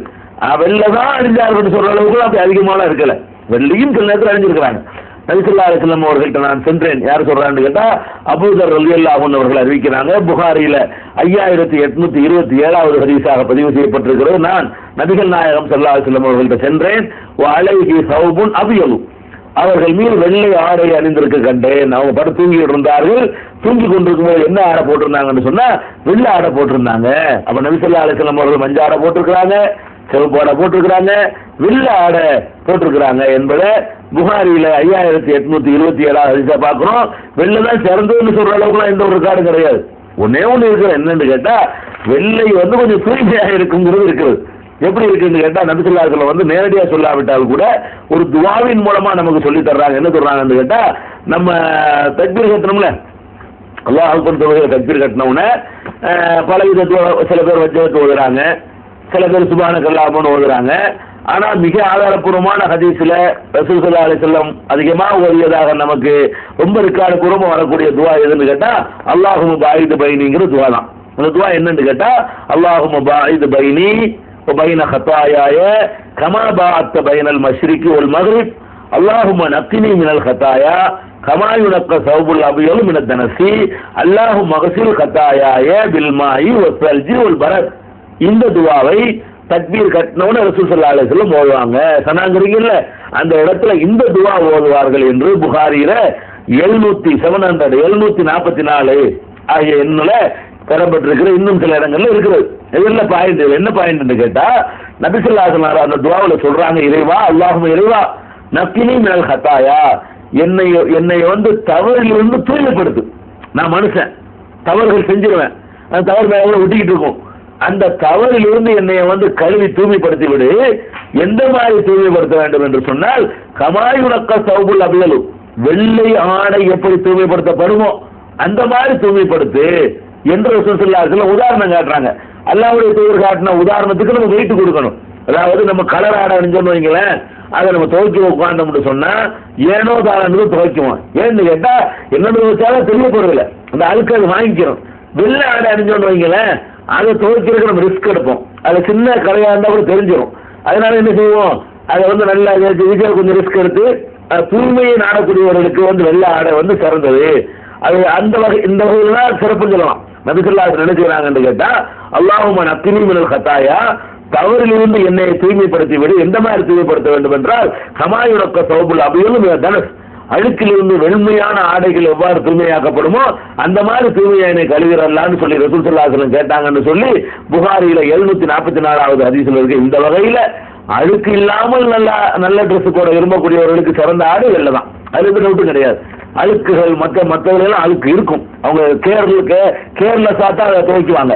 அதை வந்து கவனமா துவைக்க மாட்டாங்க. வெள்ளை ஆடை என்பது அதுக்குன்னு கொஞ்சம் கூடுதலாக என்ன செய்யணும், கவனம் செலுத்தணும். ஒரு அளவுக்கு மேல பழுப்பு போகல தூக்கி எரிஞ்சிட்டு போயிடுவோம், அது மறுபடியும் போட முடியாது நமக்கு. ஆனா கலர் ஆடை இருக்க வாட்டு 10 வருஷம் கூட போட்டுட்டு இருக்காங்க, அது எவ்வளவு தாங்கும். அதனால அந்த மாதிரி பட்ஜெட் தாங்குறவங்களும் அது போட்டு போங்க, குற்றம் கிடையாது. அதான் நிறைய தந்திருக்கான வெள்ளை அணிவிக்கிறதுக்கு போறீங்கன்னா குற்றம் கிடையாது, நல்லா போட்டுக்கிறங்க. அது மாதிரி இந்த ஹதீஸ்ல வழங்குது, வெள்ளை ஆடையும் போட்டுக்கலாம். பெருமானார் ஸல்லல்லாஹு அலைஹி வஸல்லம் அவர்கள் கூட 3 வெண்மையான ஆடைகள் தான் கஃன் செய்யப்பட்டார்கள் வருகிறது. ஆனா கஃன் செய்யப்பட்டது நமக்கு ஆதாரமாக அவங்க தனக்கு தானே கஃன் போட்டுக்கல, மற்றவங்க அணிஞ்சிருக்கிறாங்க கஃன், அதை வச்சுக்கிட்டு வெள்ளையில தான் கஃன் அணியணும்னு சொல்ல முடியாது. ரசூல் ஸல்லல்லாஹு அலைஹி வஸல்லம் அவர்கள் கஃன் போடப்பட்டது 3 வெண்மையான ஆடைகள்ல தான் நினைஞ்சாங்க கஃன் போடப்பட்டுச்சு. ஆனா அந்த கஃன்ல வந்து சட்டையும் இருக்கல, தலப்பாவும் இருக்கல அப்படின்ற ஒரு ஹதீஸ் வந்து புகாரியில 1764, 1273, 1387 ஹதீஸ்ல இருக்குது. கஃன் எப்படி போடணும், எப்படி ஜனாசா தொழுவிக்கணுங்கிறதெல்லாம் இதனுடைய கடைசியில் இறப்பு வரைக்கும் போறோம்ல, அது பின்னாடி இன்ஷா அல்லாஹ் வரும். இப்ப தெரிஞ்சுக்கிற வேண்டிய விஷயம் என்னன்னு கேட்டா, வெள்ளை ஆடையில வந்து அது மாதிரி கஃன் போட்டிருக்காங்கன்னு வருது. சஹாபாக்கள் அதை விரும்பி இருக்கிறாங்கன்னு எடுத்துக்கலாம். ரசூலுல்லாஹ்வுடைய அங்கீகாரம் கிடையாது கஃனுக்கு, அவங்க ஓட்ட போயிட்டாங்களே. அடுத்து வந்து என்ன இருக்குன்னு கேட்டா, நபி ஸல்லல்லாஹு அலைஹி வஸல்லம் அவர்கள் வந்து உஹது போர்ல ஈடுபட்டிருந்தாங்க இல்லையா, அந்த உஹது போர்ல வந்து வானவர்களை அனுப்பி அல்லாஹ் என்ன செஞ்சான், உதவிகளை மேற்கொண்டான். அப்ப நபிகள் நாயகம் ஸல்லல்லாஹு அலைஹி வஸல்லம் யுத்தம் செஞ்சுட்டு இருக்கும் பொழுது யார் அறிவிக்கிறான்னு கேட்டா, சாது ரலியல்லாஹு அன்ஹு அறிவிக்கிறாங்க, நபி ஸல்லல்லாஹு அலைஹி வஸல்லம் அவர்கள் யுத்தம் செய்யும் போது உஹது போர்க்களத்துல வலது பக்கம் ஒரு ஆள் நிக்கிறாரு, இடது பக்கம் ஒரு ஆள் நிக்கிறாரு. இந்த 2 பேரையும் நான் முன்ன பின்ன பார்த்ததே கிடையாது. வானவர்கள் இருந்திருக்காங்கன்னு நினைக்கிறேன். அதாவது 2 பேர் நபி ஸல்லல்லாஹு அலைஹி வஸல்லம் யுத்தம் செஞ்சுட்டு இருக்காங்க, அவங்களுக்கு பாதுகாப்பா வலது பக்கம் ஒரு ஆள் நிக்கிறாங்க, இடது பக்கம் ஒரு ஆள் நிக்கிறாங்க. 2 பேரையும் நான் வந்து ஒரு காலம் நான் பார்த்தது கிடையாது. என்ன அர்த்தம்னு கேட்டா, அது மனிதர்கள்ல மதீனாக்காரங்க இல்லைன்னு அர்த்தம், மக்காக்காரங்களும் இல்லை. அது என்ன சின்ன ஜமாத்தாரங்க எல்லாம் தெரிஞ்சவங்க இருப்பாங்க. அதாவது மக்கா ஹஜ்ரு செஞ்சு போன அந்த காலத்துல ஒரு 1000-2000 பேர் தான் இருந்திருப்பாங்க அந்த காலத்துல. அதனால அது யாரும் பார்த்த முகமா இல்லை. 2 பேர் ரசூலுல்லாஹ் பக்கத்துல நின்று போர் செஞ்சுட்டு இருக்கிறாங்க. அந்த 2 பேரும் வெண்மையான ஆடை அணிந்திருந்தார்கள் என்று சாது ரலியல்லாஹு அன்ஹு அவர்கள் அறிவிக்கக்கூடிய ஹதீஸ் புகாரியில 5826வது ஹதீஸாக நம்ம பார்க்கலாம். அது அநேகமா மலக்குகளா தான் இருப்பாங்க என்று நம்ம ஊகித்தோமையானால் மலக்குகளை வெள்ளை ஆடை அணிஞ்சிருக்கிறாங்கன்னு எடுத்துக்கலாம். அல்லது நம்ம தெரியாத ஆள் 2 பேர் கூட இருந்திருக்கலாம். அப்படி எடுத்துக்கொண்டோமே ஆனால் அதுக்கு அனுமதி இருக்குன்னு எடுத்துக்கொள்ளலாம். அதனால இவங்க வெள்ளை ஆடை அணிஞ்சிருந்து ரசூலுல்லாஹ் வெள்ளை அணியிலிருந்து எடுத்துக்கொள்ளலாம். ரசூலுல்லாஹ் வெள்ளை ஆடை அணிஞ்சிருந்தாங்கன்னா 3 பேர் வெள்ளை ஆடை அணிஞ்சாங்கன்னு சொல்லியிருப்பாங்க. இந்த 2 பேரும் வெள்ளையாடை அணிஞ்சிருக்காங்கிறது விளங்குறது. வெள்ளையாடை அணிந்திருக்கிறார் என்பது ஒரு செய்தியை சொல்லி காட்டுவதில் இருந்த வெள்ளையாடை அணிவது என்பது ரொம்ப ரேராக இருந்திருக்குன்னு வழங்குது. ஏன்னா அந்த உழைப்பாளிகளுக்கெல்லாம் கஷ்டம் அது. அதெல்லாம் வந்து ஏசி ரூமில் உட்கார்ந்துட்டு இருக்கிறவர்களுக்கு தான் வெள்ளையாடை அணிய முடியுமே தவிர அன்றாட உழைப்பாளிகளுக்கு, மூட்டை தூக்குறவங்களுக்கு, கூலி வேலை பார்க்குறவங்களுக்கு, விவசாயம் பண்றவங்களுக்கு, தண்ணி இறைக்கிறவங்களுக்கு வெள்ளை ஆடை அணிஞ்சாங்கன்னு சொன்னா அவங்களுக்கு அதை பராமரிக்கிற செலவு சம்பாதிக்கிறதுக்கு 10 சோப்பு வாங்கியே காலியாயிருவாங்க. அதனால இந்த வெள்ளை ஆடை வந்து சிலருக்கு தான் மேட்ச் ஆகும், கடின உழைப்பாளிகளுக்கெல்லாம் மேட்ச் ஆகாதுங்கிறதுனால ரசூல் ஸல்லல்லாஹு அலைஹி வஸல்லம் கூட வெள்ளை ஆடை ஜாஸ்தியா இது பண்ணது கிடையாது. இது புகாரில 5826 இருக்குது. அப்ப வெள்ளைக்கு ஆதாரம் இருக்குது, மஞ்சளுக்கு ஆதாரம் இருக்குது, சிவப்புக்கு ஆதாரம் இருக்குது. நபி ஸல்லல்லாஹு அலைஹி வஸல்லம் கருப்பு ஆடை அணிஞ்சிருக்கிறாங்களா? கருப்பு ஆடை அணிஞ்சிருக்கிறாங்க. பெருமானார் ஸல்லல்லாஹு அலைஹி வஸல்லம் அவர்கள் புகாரி முஸ்லிம்ல 3881, 4450 ஆகிய எண்களை கொண்ட ஹதீஸாக இருக்கிறது. நபி ஸல்லல்லாஹு அலைஹி வஸல்லம் அவர்கள் ஒரு நாள் காலையில வெளியே புறப்பட்டு வந்தார்கள். காலையில வெளியே வர்றாங்க. வெளியே வரும்பொழுது கருப்பு முடி இருக்குல்ல, முடின்னா மனுஷ முடி இல்ல, ஆட்டு ரோமம், கம்பளி, ஆட்டுடைய ரோமம், கருப்பு ஆட்டு ரோமத்தால் செய்யப்பட்ட கருப்பு போர்வையில், கருப்பு போர்வை ஆடா உங்களுக்கு, அதை வந்து அணிந்தவர்களாக நபி ஸல்லல்லாஹு அலைஹி வஸல்லம் அவர்கள் வெளியே வந்தார்கள். அப்ப கருப்பு ஆடையை அணிந்தவர்களாக நபி ஸல்லல்லாஹு அலைஹி வஸல்லம் வெளியே வந்தார்கள்ங்கிற இந்த ஹதீஸ் வந்து முஸ்லிம்ல 3881ஆகவும் 4450 ஹதீஸாகவும் இருக்கிறது. அவங்க தலப்பா கூட கருப்பு கலர்ல கட்டிருக்கிறாங்க. கருப்புங்கிறது இருக்கத்தக்க கலர்லாம் இல்ல, சோகத்துக்கு ஆக்கிட்டாங்க. நம்ம காலத்துல என்ன பண்ணிட்டாங்கன்னா, கருப்புனா என்ன, அது துக்கம் கொண்டாடுறது, சோகம், கருப்பு கறி ஏத்துறதுனா வெறுப்பை காட்டுறது, கருப்புன்னா ஒரு அசிங்கமானது மாதிரி ஆக்கிட்டாங்க. அப்படிலாம் கிடையாது. நபி ஸல்லல்லாஹு அலைஹி வஸல்லம் கருப்பு ஆடை அணிந்து வெளியே நடமாடி இருக்கிறார்கள். அவங்க மக்கா வெற்றியின் போது நபி ஸல்லல்லாஹு அலைஹி வஸல்லம் உள்ளே போகும்பொழுது அலைஹி அமாமத்துன் சௌதா, கருப்பு தலப்பாகை அவர்கள் அணிந்திருந்தார்கள். மக்கா வெற்றியில தலப்பாக அணியக்கூடாது இஹ்ராம் நேரத்துல. மக்கா வெற்றிக்கு போகும்போது இஹ்ராம் அணிஞ்சவங்க போகல, வெற்றிக்கு தானே போனாங்க, தவாப் உம்ராவுக்கு ஹஜ்ஜுக்கு அவங்க போகல. அதனால இது இஹ்ராம் இல்லாமல் இருந்த காரணத்தினால அவங்க வந்து கருப்பு தலப்பாகை அணிந்தவர்களாக மக்காவுக்குள் பிரவேசித்தார்கள் என்ற ஹதீஸ் முஸ்லிம்ல 2418, 2419, 2420, 2421 ஆகிய ஹதீஸ்கள்ல பார்க்கலாம். இப்ப கருப்பு ஆடையும் ஓகே, பச்சை அதாவது மஞ்சள் ஓகே, சிவப்பு ஓகே, வெள்ளை ஓகே, கருப்பு கூட ஓகேலாம். அந்த மாதிரி கலர்ல ரசூலுல்லாஹி ஸல்லல்லாஹு அலைஹி வஸல்லம் ஆடை அணிந்திருக்கிறார்கள். அதை பச்சை ஆடை அணியலாமா அப்படின்னு கேட்டா பச்சை கலர்லையும் போட்டுக்கலாம். ஆனா பச்சை புனிதமான அது தப்பு. கருப்பு சோகம்னு சொல்லுவது எப்படி தப்போ, பச்சை தான் இஸ்லாத்தினுடைய கலரு, பச்சை எல்லாம் கொடி அமைக்கணும், பச்சையில தான் எல்லாமே வச்சுக்கணும், பச்சைங்கிறது இஸ்லாமிய கலருங்கிற மாதிரி நம்ம நினைக்கிறோம். சில நல்ல இந்த அவுளியாண்டு ஏமாத்துறாருக்கெல்லாம் பச்சைலாம் ட்ரெஸ் போட்டு வருவாங்க. இந்த சாமியார் போலிகள் வர்றாங்க பாருங்க, இந்த மாதிரி முடிவு கொடுக்குறவன் அவன்லாம் என்ன பண்ணுவான், மக்களை ஏமாத்துறதுக்காக வேண்டி மக்கள்லாம் எது நல்லது நம்பி வச்சுக்கிறாங்களோ அந்த ஆடை அணிஞ்சு கொண்டு வருவாங்க. பச்சை பச்சைன்னு ஆடை அணிஞ்சிட்டு வந்தா நம்ம நம்பி என்ன செய்வோம், இந்த அவுளியா வீட்டுக்குள்ள வந்துருச்சுன்னு சொல்லி காணிக்கையெல்லாம் கொடுப்போம். அப்படிலாம் கிடையாது. பச்சைங்கிறது ஒரு ட்ரெஸ், அவ்வளவு வேற ஒன்றும் அணிஞ்சிக்கலாம். அது போட்டோம்னா நல்லவரும் கிடையாது, கெட்டவரும் கிடையாது. அதுவும் மானத்தை மறைக்கிறதுக்கு அனுமதிக்கப்பட்ட ஒரு ஆடை. நபி ஸல்லல்லாஹு அலைஹி வஸல்லம் வந்து பச்சை ஆடை அணிந்து அவங்க அணிஞ்சதற்கு நம்ம சான்று நேரடியாக பார்க்க முடியவில்லை. பச்சை அணிஞ்சாங்க அவங்க செய்வது மட்டும் மார்க்கம் கிடையாது. நபி ஸல்லல்லாஹு அலைஹி வஸல்லம் அவர்களை பொறுத்த வரைக்கும் அவங்க சொன்னதுமா இருக்கும், அவங்க செஞ்சதுமா இருக்கும், அவங்க அங்கீகரிச்சதுமா இருக்கும். அவங்க முன்னிலையில் ஒரு ஆள் பச்சை ஆடை அணிஞ்சு உட்கார்ந்து இருக்கும் பொழுது அதை கண்டிக்காம இருந்தாங்கன்னு சொன்னா பச்சை ஆடை அணியலான்னு அதுக்கு அர்த்தம். நபி ஸல்லல்லாஹு அலைஹி வஸல்லம் அவர்களை பொறுத்த வரைக்கும் பச்சை ஆடை அணிந்தார்கள் என்பதற்கான ஹதீஸ்களை நம்ம பார்க்கவில்லை. நம்ம தான் பார்க்கல, இருக்கும் செய்யலாம், நம்ம தடி பார்த்த வரைக்கும் கிடைக்கல. அதே நேரத்தில் வந்து பச்சை ஆடை இன்னொருத்தர் அணிவதை நபி ஸல்லல்லாஹு அலைஹி வஸல்லம் பார்த்து அதை கண்டிக்காம மௌனமா அங்கீகரிச்சிருக்கிறாங்க. அப்படிங்கிறதுக்கு ஆதாரம் என்னன்னா திருமதியில 3127வது ஹதீஸ்ல வருகிறது. தல்ஹா ரலியல்லாஹு அன்ஹு நமக்குலாம் தெரியும், மிகச்சிறந்த வீரர் தல்ஹா அவர்கள். அவங்க வந்து என்ன செய்யறாங்கன்னு கேட்டா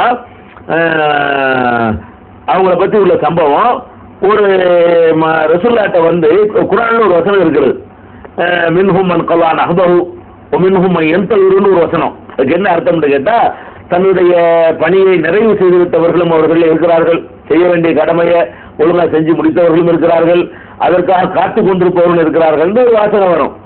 அப்ப தன்னுடைய கடமையை முடித்து விட்டவர்கள் நல்லா சொல்றான், அது யாரை சொல்றான் அப்படின்னு சஹாபாக்களுக்குள்ள ஒரு விவாதம் நடக்குது. விவாதம் நடந்தவொடனே யாருக்கு ரசூலுல்லாஹ்ட்ட கேட்கணும்னு யோசிச்சுட்டு இருக்கிறாங்க. அந்த நேரம் பார்த்து ஒரு கிராமவாசி வர்றாரு. அவர் கிளப்பி நீங்க கேளுங்க, இதுக்கு என்ன அர்த்தம்னு கேளுங்க, ரசூலுல்லாஹ்ட்ட விளக்கம் கேளுங்கன்னு சொன்ன உடனே அவர் வந்து கேட்கிறாரு, மன் கலா நஹ்பஹு நல்லா சொல்றானா யாரை சொல்றான் அப்படின்னு கேட்கிறாரு. ரசூலுல்லாஹி ஸல்லல்லாஹு அலைஹி வஸல்லம் அந்த கேள்வியை புறக்கணிச்சு திரும்பிக்கிறாங்க. அதுக்கப்புறம் மறுபடியும் அவர் கேட்கிறார், சும்மா சாலஹு ஃபாருல் அன்ஹு, மறுபடியும் கேட்கிறாரு. ரசூலுல்லாஹி ஸல்லல்லாஹு அலைஹி வஸல்லம் அப்படி திரும்பிக்கிறாங்க, சும்மா சாலஹு ஃபாருல் அன்ஹு. மூணாவது தடவை கேட்கிறாரு, யாருங்க யாரோ ஒருத்தரை பத்தி அல்லாஹ் பாராட்டி சொல்றான்னு ஒரு யாரு ரசூலுல்லாஹ் திரும்பிக்கிறாங்க.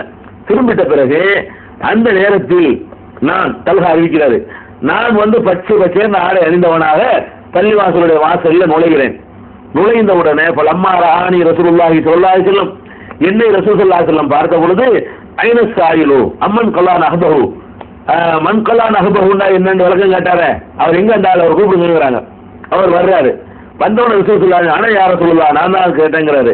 அப்ப ரசூல் ஸல்லல்லாஹு அலைஹி வஸல்லம் சொல்றாங்க, ஹாதா மிம்மன் கலா நஹ்பஹு, இவர் தான்ப்பா நீ சொன்னீங்களே கேட்டீங்களே, யார் தன்னுடைய கடமையை சரியாக நிறைவேற்றினார் அல்லாஹ் சொல்றாங்கிறிய, இந்த தல்ஹால் அந்த வராது தல்ஹா பச்சையார் அறிஞ்சிட்டு வராத இவரைத்தான் அல்லாஹ் சொல்றான் என்று நபிகள் நாயகம் ஸல்லல்லாஹு அலைஹி வஸல்லம் வந்து சொன்னாங்க என்ற ஹதீஸ் வந்து திருமதியில 3127வது ஹதீஸாக இடம்பெற்றிருக்கிறத பார்க்கிறோம். அதனால வந்து இந்த மாதிரியான பச்சை ஆடை அணிவதற்கு ஒரு சிறந்த சஹாபி, அல்லாஹ்வால் பாராட்டப்பட்ட ஒரு சஹாபி, இவரை பாராட்டி ஒரு வசனத்தை அல்லாஹ் இறக்கி இருக்கிறான். அப்படிப்பட்ட ஒரு நபித்தோழர் வந்து பச்சை ஆடை அணிந்து வந்திருக்கிறார் என்பதிலிருந்து பச்சை கலரும் இஸ்லாத்துக்கு எதிரானது இல்லை, அது ஒரு அனுமதிக்கப்பட்ட கலர் தான். அப்ப எல்லா கலரும் வைக்காச்சு. அதே நேரத்தில் எந்த கலருக்குமே தடை இல்லையான்னு கேட்டா ஒரு கலருக்கு தடை இருக்கிறது. அது என்ன கலர்னு கேட்டா நபி ஸல்லல்லாஹு அலைஹி வஸல்லம் சொல்றாங்க,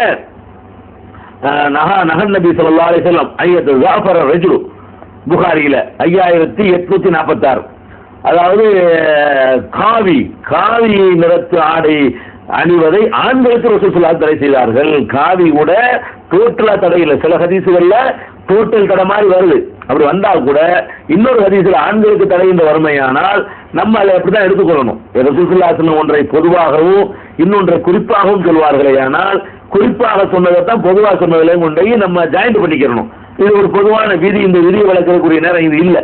இருந்தாலும் நீங்க செஞ்சு பார்த்தா கூட இதனுடைய உண்மையை விளக்கிக்கலாம். நபி ஸல்லல்லாஹு அலைஹி வஸல்லம் அவர்கள் ஆண்கள் காவி உடை அணிவதை தடுத்தார்கள், காவி உடை அணிவதை தடுத்தார்கள், ரெண்டு வரும். அப்ப இந்த தடை வந்து ஆண்களுக்கு உரிய தடை தான், ரெண்டையும் இணைத்து நம்ம வழங்கிக் கொள்ளணும். ரசூல் ஸல்லல்லாஹு அலைஹி வஸல்லம் அப்படி ஆண்களுக்கு தான் தடுத்தார்கள் என்ற ஹதீஸ் புகாரில 5846 ஹதீஸ்ல வருது பாருங்க. அதை வச்சு காவி உடையை ஆண்கள் அணியக்கூடாது. காவியில சட்டை, காவியில தொப்பி, காவியில துண்டு, காவியில வேட்டி, காவியில பனியன், காவி கலர்ல எந்த ஒன்றையும் செய்யக்கூடாது, அணியக்கூடாது என்பதை நம்ம பழகிக்கிறணும். இது ஒரு முக்கியமான ஒரு மேட்ரு, ஆடை சம்பந்தமான ஒரு மேட்ரு. அடுத்து ஆடை சம்பந்தமா தெரிய வேண்டிய விஷயம் என்னன்னா, கலர் முடிஞ்சு விட்டது.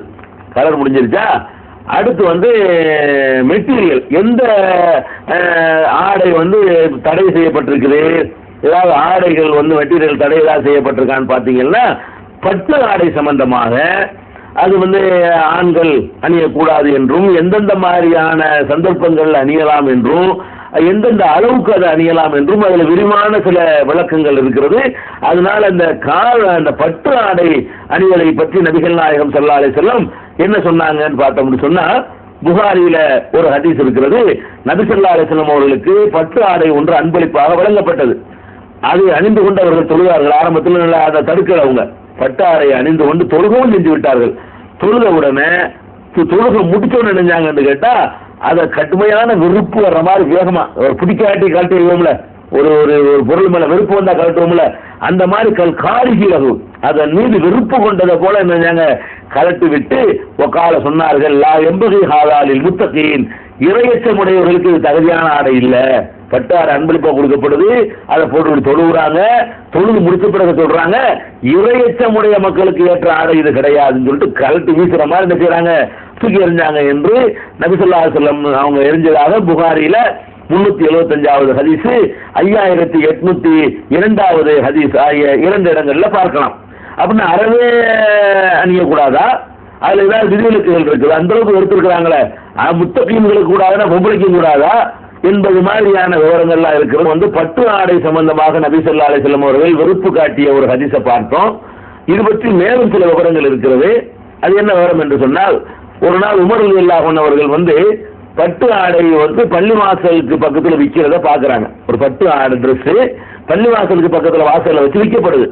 உடனே அவங்க என்ன செய்யறாங்க, ரசூல் ஸல்லல்லாஹு அலைஹி வஸல்லம் அவங்கள்ட்ட வந்து, அல்லாஹ்வுடைய தூதரே, இந்த ஆடையை நீங்க விலைக்கு வாங்கி ஜும்மாவுக்கு மட்டும் போட்டுக்கலாம்னு, நீங்க மற்ற நாள்ல போடாவிட்டால் கூட அந்த ஆடையை கொஞ்சம் விலை கொடுத்து வாங்கி ஜும்மாவுக்காக வேண்டியும் பல பிஸ்தகா யௌமுல் ஜுமாத்தி ஒலில் வஃப்தி இலா கரிமு அலைக்க, ஜும்மாவுக்காக வேண்டியும் தூதுக்குழுவினர்கள் பல ஊர்ல இருந்து உங்களை சந்திக்க வருவாங்களே, அப்ப அவங்கள சந்திக்கிறதுக்காக வேண்டி நீங்க போட்டுக்கொண்டால் ரொம்ப சூப்பரா இருக்குமே அப்படின்னு சொல்லி உமர் ரலியல்லாஹு அன்ஹு அவர்கள் நபி ஸல்லல்லாஹு அலைஹி வஸல்லம் அவங்கள்ட்ட சொல்றாங்க. அப்ப ரசூல் ஸல்லல்லாஹு அலைஹி வஸல்லம் சொல்றாங்க, இன்னமா யல்பசு ஹாதிஹி மல்லா ஹலாக்கலஹு பில் ஆখিরা, ஆகிரத்துல மறுமையில யாருக்கு நசீப் இல்லையோ பாக்கியம் இல்லையோ அவனுக்கு உள்ள ஆடை இது. என்னைக்கு பட்டாடை வாங்க சொல்றியா, பட்டாடை பஜார்ல விற்கிது. உமர் ரலியல்லாஹு சொல்றாங்க, நீ சாதாரண ஆடையில எப்ப பார்த்தாலும் காட்சி தர்றீங்க, அது எப்ப பார்த்தாலும் அணிகிற ஆடையா இருந்துட்டு போகுது. ஒரு வெள்ளிக்கிழமை ஜும்மாவில் அணிகிறதுக்குன்னு ஒரு சிறப்பு ஆடை, வெளியூர் மக்கள் யாராவது வந்து உங்களை சந்திக்க வந்தாங்கன்னு சொன்னா ஒரு கண்ணியமான தோட்டத்தில் உங்களை சந்திப்பதற்காக வேண்டி இந்த ஆடை யூஸ் ஆகுமே, நீங்க வாங்கிக்கலாமேன்னு சொல்லும் பொழுது ரசூல் ஸல்லல்லாஹு அலைஹி வஸல்லம் சொன்ன பதில் என்ன தெரியுமா, இன்னமா யல்பசு ஹாதிஹி மல்லா ஹலாக்கலஹு பில் ஆখিরা, ஆகிரத்துல யாருக்கு எந்த ஒரு நசீபும் இல்லையோ அவன் அணிகிற ஆடை இவன் எங்கிட்ட ரெக்கமெண்ட் பண்ணாத அப்படின்னு சொல்லி ரசூல் ஸல்லல்லாஹு அலைஹி வஸல்லம் அவர்கள் அப்ஜெக்ஷன் பண்ணிட்டாங்க. பண்ணின பிறகு கொஞ்ச நாள் கழியுது. கொஞ்ச நாளைக்கு பிறகு மறுபடியும் ரசூலுல்லாஹ்வுக்கு அன்பளிப்பா பட்டாடை வருது. இந்த ஒரே ஹதீஸ் தான் இது. இப்படி சொல்லி முடிச்ச பிறகு கொஞ்ச நாளைக்கு பிறகு நபி ஸல்லல்லாஹு அலைஹி வஸல்லம் அவர்களுக்கு ஒரு அன்பளிப்பாக பட்டாடை வருது. உடனே ரசூல் ஸல்லல்லாஹு அலைஹி வஸல்லம் என்ன செய்றாங்கன்னா, உமர் ரலியல்லாஹு அன்ஹு கூப்பிட்டு, இந்தாப்பா பட்டாடை ஒன்று நமக்கு வந்திருக்கு, இது நீ வச்சுக்க அப்படின்னு அவருக்கு கொடுக்குறாங்க.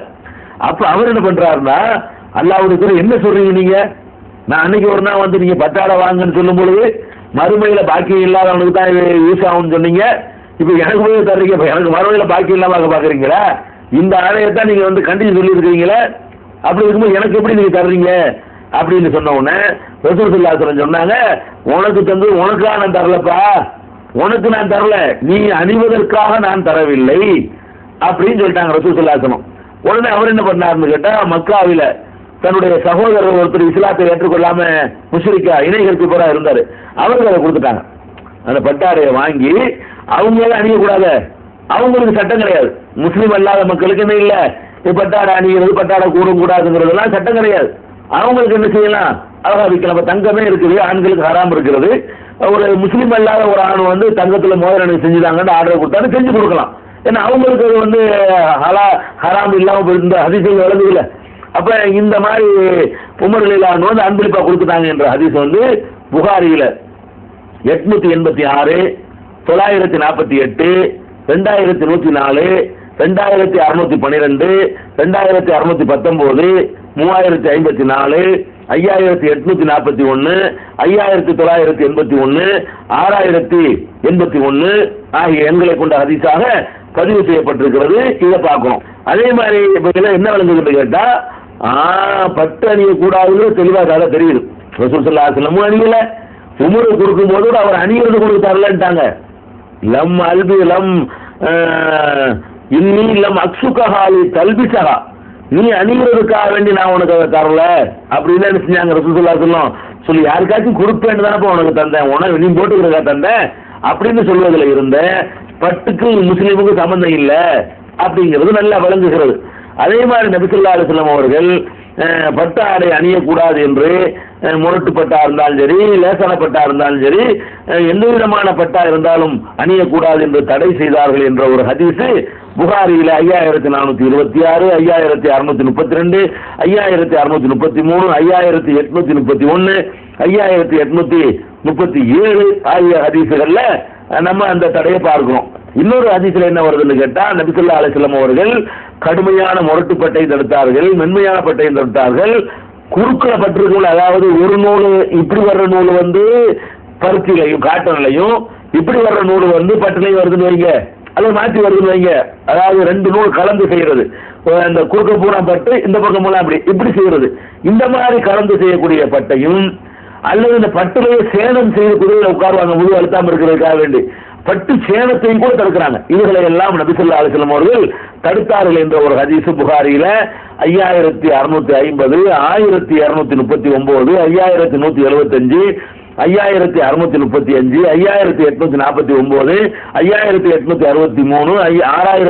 6222, 6235 ஆகிய எண்களை கொண்ட ஹதீஸாக இந்த செய்தி வந்து பதிவு செய்யப்பட்டிருக்கிறது. இதெல்லாம் என்ன விளங்குதுன்னு கேட்டா மறுமையில பாக்கியமே இல்லை. பட்டு போட்டுக்கிட்டான்னா முழு பட்டு போட்டாலும் சரி, கிராஸ்ல பாதி பட்டு இல்லாத துணிகளாக இணைத்து செய்யப்பட்டதை அணிஞ்சு கொண்டாலும் சரி, ரொம்ப கரடு முரடான விலை குறைஞ்ச பட்டு இருக்கு பாருங்க, அதை போட்டுக்கிட்டாலும் சரி, விலை உயர்ந்த மென்மையான பட்டை போட்டுக்கொண்டாலும் சரி, எல்லா பட்டுமே தடை செய்யப்பட்டது. மறுமையில நசீபு இல்லாதவனுக்கு தான் அது அணியணுமே தவிர மறுமையில பாக்கியம் உள்ளவர்களுக்கு ஏற்ற ஆடை இல்லை. இவ்வளவு தெளிவாக சொல்லிட்டாங்க. இந்த ஹதீஸ்களை மட்டும் நீங்க பாத்தீங்கன்னு சொன்னா இதுல பொம்பளைக்கும் தடைங்கிறது வழங்குது. இந்த இதுவரைக்கும் உள்ள ஹதீஸை நீங்க பாத்தீங்கன்னா மறுமையில பாக்கியத்துக்கு தான் காரணம் காட்டுறாங்க. மறுமையில பாக்கியம் இல்லாத அணிகிறதுனா மறுமையில அந்த பாக்கியம் நமக்கு போயிருமே அப்படிங்கிற கருத்தை மட்டும் வைத்து பார்த்தோம்னு சொன்னா இது ஆணும் பெண்ணும் முஸ்லீமா இருந்தால் அணியக்கூடாது என்ற கருத்தை தரும். ஆனால் அந்த கருத்தை எடுக்கக்கூடாது. ஏன் எடுக்கக்கூடாதுன்னு சொன்னா நபி ஸல்லல்லாஹு அலைஹி வஸல்லம் அவர்கள் பொதுவாக இப்படி சொன்னால் கூட இது ஆண்களை கவனத்தில் வைத்துதான் சொன்னார்கள் அப்படிங்கிறதுக்கு வேற ஆதாரங்கள் இருக்கிறது. அதனால இதெல்லாம் பொம்பளைங்க பட்டு அணிஞ்சார்களே ஆனால் மறுமையில் அவங்களுக்கு பாக்கியங்கள் பாதிக்கப்படாது. அவங்களுக்கு அனுமதிக்கப்பட்டதை செய்யும் பொழுது அதனால் மறுமையில் எந்த ஒரு நஷ்டமும் வராது. அனுமதிக்கப்பட்டதுக்கு என்ன ஆதாரம்னு கேட்டா அலி ரலியல்லாஹு அன்ஹு அவர்களுக்கு என்ன அவங்க அறிவிக்கிறாங்க, நபி ஸல்லல்லாஹு அலைஹி வஸல்லம் அவர்களுக்கு ஒரு பட்டாடை வழங்கப்பட்டுச்சு, அன்பளிப்பா கொடுக்கப்பட்டுச்சு. அன்பளிப்பா கொடுத்தா வாங்கிக்கலாம், பட்டு ஆடை நம்ம மறுக்க தேவையில்லை. எனக்கு ஒருத்தர் பட்டு சட்டையை கொண்டாந்து கொடுத்தாருன்னு சொன்னா அதை வாங்கி கொள்ளலாம். வாங்கி கொண்டு அதை யாரு போடலாமோ அவருக்கு விற்கலாம், அல்லது அவருக்கு அன்பளிப்பா கொடுக்கலாம். அது மாதிரி எந்த ஒரு பர்பஸுக்காக செய்யலாம். ஒருத்தருக்கு ஹலாலா ஒருத்தர் ஹராமா இருக்கக்கூடிய ஒரு மேட்டரா இருந்தால் அதை வந்து வியாபாரம் பண்றது மார்க்கத்தில் கூடும், அன்பளிப்பு பெறுவதும் கூடும். நபி ஸல்லல்லாஹு அலைஹி வஸல்லம் பட்டு ஆடையை கொடுத்த உடனே அவங்க வாங்கி என்ன பண்ணாங்கன்னு கேட்டா அதை வந்து அலிக்கு கொடுத்துட்டாங்க, மருமகனுக்கு. ஒரு தடவை உமரு கொடுத்த மாதிரி என்ன பண்ணிட்டாங்க, அலிக்கு கொடுத்தான்னு சொல்லி கொடுத்துட்டாங்க. ஒன்னும் சொல்லாம கொடுத்துட்டாங்க. கொடுத்தா அவங்க பார்த்துட்டு பயங்கரமா போட்டு வந்தா அலி ரலியல்லாஹு அன்ஹு அணிந்து கொண்டு நபி ஸல்லல்லாஹு அலைஹி வஸல்லம் முன்னாடி நிற்கிறாரு. இவருக்கு அந்த தடை தெரியல. உமர் ரலியல்லாஹு அன்ஹு உடனே கேட்டுவிட்டார். ஏன் கேட்டாருன்னு சொன்னா அவரே ஒரு தடவை பட்டு உடைய வாங்க சொல்லும் பொழுது நபி ஸல்லல்லாஹு அலைஹி வஸல்லம் ஆட்சேபனை பண்ண காரணத்தினால அந்த செய்தி அவருக்கு தெரிஞ்சிருந்ததுனால தடுத்துப்பட்டு எனக்கு தெரியுங்க அல்லாஹ்வுடைய தூதர் அவர் கேட்க முடிஞ்சுச்சு. அலிகள் இல்லாதவர்களுக்கு அந்த நிகழ்ச்சி தெரியாத காரணத்தினால கொடுத்தவனே நினைச்சிட்டாரு நம்மளை போட்டு சொல்லி தர்றாங்க போல இருக்கு அப்படின்னு சொல்லி அவர் அந்த பட்டாடை அணிந்து கொண்டுட்டாரு. அணிந்து ரசூல்லா பார்த்தாங்களா, பார்த்தா பயங்கர கோபம். ரசூலுல்லா சொல்றாங்க ஐத்துல் கலபதி வஜீஹி, அவங்களுடைய முகத்துல கடுமையான கோபத்தை நான் பார்த்தேன். இந்த ஆடையை பார்த்த உடனே அப்படியே மூஞ்சி சவந்தர கோபம் வந்துச்சுன்னா தனியா தெரியும் ரசூலுல்லாஹ்வுக்கு கோபம் வருது. என்ன நீங்க உங்களுக்கு தண்டனை அணிஞ்சுக்கிட்டு இருக்கிறீங்கன்னு சொல்லி அந்த பார்வையிலேயே அவங்க இருக்கிற மாதிரி பாக்குறாங்க. பார்த்த உடனே விலகி கொண்டு சகத்துஹா பைன நிசாயி, என்னுடைய பொம்பளை பிள்ளைகளுக்கு வெட்டி துண்டாகி கொடுத்துட்டேன் அப்படிங்கிறார். யாரு? அலுவலகம் இல்லாம சொல்றாங்க, எங்க வீட்டு பொம்பளைகளுக்கு நான் கொடுத்துட்டேன், ஆம்பளைகளுக்கு அணியாம பெண்களுக்கு மத்தியில் நாங்கள் பங்கு வச்சு கொடுத்துட்டேன்னு சொன்னாருன்னு சொல்லி புகாரியில 2614, 5366, 5840 எண்கள்ல கொண்ட ஹதீஸா இருக்கு. பட்டு இவரணியும் இருக்கிறாங்க. ரசூல் ஸல்லல்லாஹு அலைஹி வஸல்லம் ஏன் இருக்கிறாங்கன்னு விசாரிச்சு தெரிஞ்சிருப்பாரு. உடனே இப்படி செஞ்சிருக்க மாட்டாரு. சின்னத்துக்கு ஒரு மாதிரியா பார்த்தாங்கன்னு விசாரிக்கும் பொழுது அவங்களுக்கு தெரியாது, ஆம்பளை எல்லாம் போடக்கூடாதுன்னு சொல்லியிருப்பாங்க யாராவது. உடனே என்ன பண்ணிட்டாங்க, அலுவலகம் அடுத்து பொம்பளை எழுதி கொடுத்துட்டேன், எங்க வீட்டில் ஒரு பொம்பளை இருக்கு, நான் அதை ஆள் கொஞ்சம் வெட்டி கொடுத்துட்டேன் அப்படின்னு சொன்னாங்கன்னு சொல்லி இது புகாரில இருக்கிறது. அதே மாதிரி ஒரு தடை செய்யப்பட்ட ஒன்றை நபி ஸல்லல்லாஹு அலைஹி வஸல்லம் தன்னோட குடும்பத்தில் யூஸ் பண்ணுவாங்களா? செய்ய மாட்டாங்க. நபி ஸல்லல்லாஹு அலைஹி வஸல்லம் மூணாவது மகள் உம்மு குல்சும், முதல் மகள் ஜைனபு, இரண்டாவது மகள் ருக்கையா, மூணாவது மகள் உம்மு குல்சும், நாலாவது மகள் பாத்திமா. உம்மு குல்சும் அவங்களுக்கு அனஸ் ரலியல்லாஹு அன்ஹு சொல்றாங்க, நான் ஒரு நாள் உம்மு குல்சும் ரலியல்லாஹு அன்ஹா அவர்களை பார்த்தேன். ரசூலுல்லாஹ்வுடைய அருமை மகள் மூன்றாவது மகள் உம்மு குல்சும் அவர்களை பார்த்தேன், அவர்கள் பட்டாடை அணிந்து கொண்டிருந்தார்கள் அப்படின்னு சொல்லி அனஸ் ரலியல்லாஹு அன்ஹு அவர்கள் அறிவிக்கிற செய்தி புகாரியில் 5842வது ஹதீஸா இருக்கிறது. அப்ப பெண்களுக்கு தடை செய்யப்பட்டு இருக்குமேயானால் நபி ஸல்லல்லாஹு அலைஹி வஸல்லம் அவர்களுடைய புதல்வி அணிந்திருக்க மாட்டார்கள். நபி ஸல்லல்லாஹு அலைஹி வஸல்லம் வாழ்கிற காலத்தில் அப்படி அணிந்திருந்த காரணத்தினால அது தவறாக இருந்தால் அல்லாஹ்விடமிருந்து வஹீயின் மூலமாக அது தடுக்கப்பட்டு சுட்டிக்காட்டப்பட்டு இருக்கும். அதனால பெண்களுக்கு இதுல விதிவிலக்கு இருக்கிறது என்பதை நம்ம விளங்கிக் கொள்கிறோம். அதனால பட்டாடை கூடாது என்பதை எப்படி விளங்கிக்கணும்னு கேட்டா, ஆண்கள் அணியக்கூடாது, பெண்கள் அணியலாம், அதை விளங்கிக்கணும். ஆனா பட்டுன்னா பட்டு தான், இந்த செயற்கை பட்டுலாம் நீங்க பட்டு இருந்த கூடாது. பட்டு மாதிரி மென்மையாக நைலான்ல இந்த மாதிரி பிளாஸ்டிக்ல எல்லாம் கூட தயாரிக்கிறாங்க. பட்டுன்னா எதுக்கு சொல்றதுன்னு சொன்னா, பட்டு புழு ஒரு புழு இருக்கிறது, அந்த புழுவை வளர்க்குவாங்க, அது ஒரு கூடு மாதிரி கட்டும், அந்த கூடுல நூல் நூலா சுத்திக்கிட்டு இருக்கும் அந்த பட்டு. அதை எடுத்து அப்படி வேக வச்சு எடுத்து அந்த நூலை பிரிச்சு எடுத்து அதிலிருந்து தயாரிக்கிறது தான் பட்டு. அந்த பட்டா இருக்குமையானால் அது தான் மார்க்க தடுக்கப்படுமே தவிர, செயற்கை பட்டு அந்த என்னமோ பட்டுலாம் சொல்றாங்க இல்லையா, அதெல்லாம் பட்டு கிடையாது. அந்த தரத்தை இதுல கொண்டு வர்றது லெதர் மாதிரி செயற்கை சிந்தட்டிக் லெதர்ங்கிறாங்கல்ல, அந்த மாதிரி சிந்தட்டிக் பட்டு இருக்கிறது, அது மாதிரி பட்டுகளா இருக்குமையானால் அது இந்த பட்டுடைய ஹுக்குமு சட்டம் வராதுங்க. பட்டுனா பட்டு அந்த மெட்டீரியல் இருக்கணும். அதுல பட்டுல என்ன செய்யலாம், ஒரு சின்ன அனுமதி இருக்கிறது. ஆம்பளையா இருந்தாலும் பொம்பளைக்கு தான் ஃபுல்லா அனுமதி இருக்கு. ஆம்பளையா இருந்தாங்கன்னு சொன்னா, இந்த நான் சட்டை போட்டிருக்கிறேன், இந்த சட்டையுடைய இந்த காலர் இருக்குல்ல, இதை மட்டும் நான் பட்டுல வச்சுக்கலாம் உதாரணத்துக்காக வேண்டி. அல்ல இந்த கை இருக்க இருக்கா, இதை மட்டும் அப்படி அது பட்டுல வச்சுக்கலாம். அல்லது இந்த கையில ஓரத்துல கரை கொடுத்துருப்பாங்கல்ல, கரை, அது மட்டும் பட்டுல அழகா அளவுபடுத்த வச்சுக்கலாமா, அந்த அளவுக்கு வச்சுக்கலாம். எங்க விளங்குதுன்னு கேட்டா, நபி ஸல்லல்லாஹு அலைஹி வஸல்லம் அவர்கள் நஹா அனில் ஹரீரி, பட்டு தடுத்தாங்க, இல்லா ஹாக்கதா, இந்த அளவு தவிர தடுத்தார்கள் வருது. இந்த அளவுன்னு சொல்லிவிட்டு வஅஷார பிஇஸ்பைஹி அல்லதைனி தலியானி லிபுஹாம், கட்ட விரலுக்கு பக்கத்தில் உள்ள 2 விரலையும் இப்படி காட்டி இந்த அளவுக்கு ரசூலுல்லாஹி ஸல்லல்லாஹு அலைஹி வஸல்லம் இருந்தா பரவாயில்லைன்ட்டாங்க, இதுக்கு மேலே இருந்தா தடுத்தாங்கன்னு வருது. அப்ப சின்ன அளவுல இந்த அளவுக்கு அப்படி ஓரம் நேரமா வச்சுக்கிட்டோம்னு சொன்னா அது தவறு இல்லை அப்படிங்கிற ஒரு ஹதீஸ்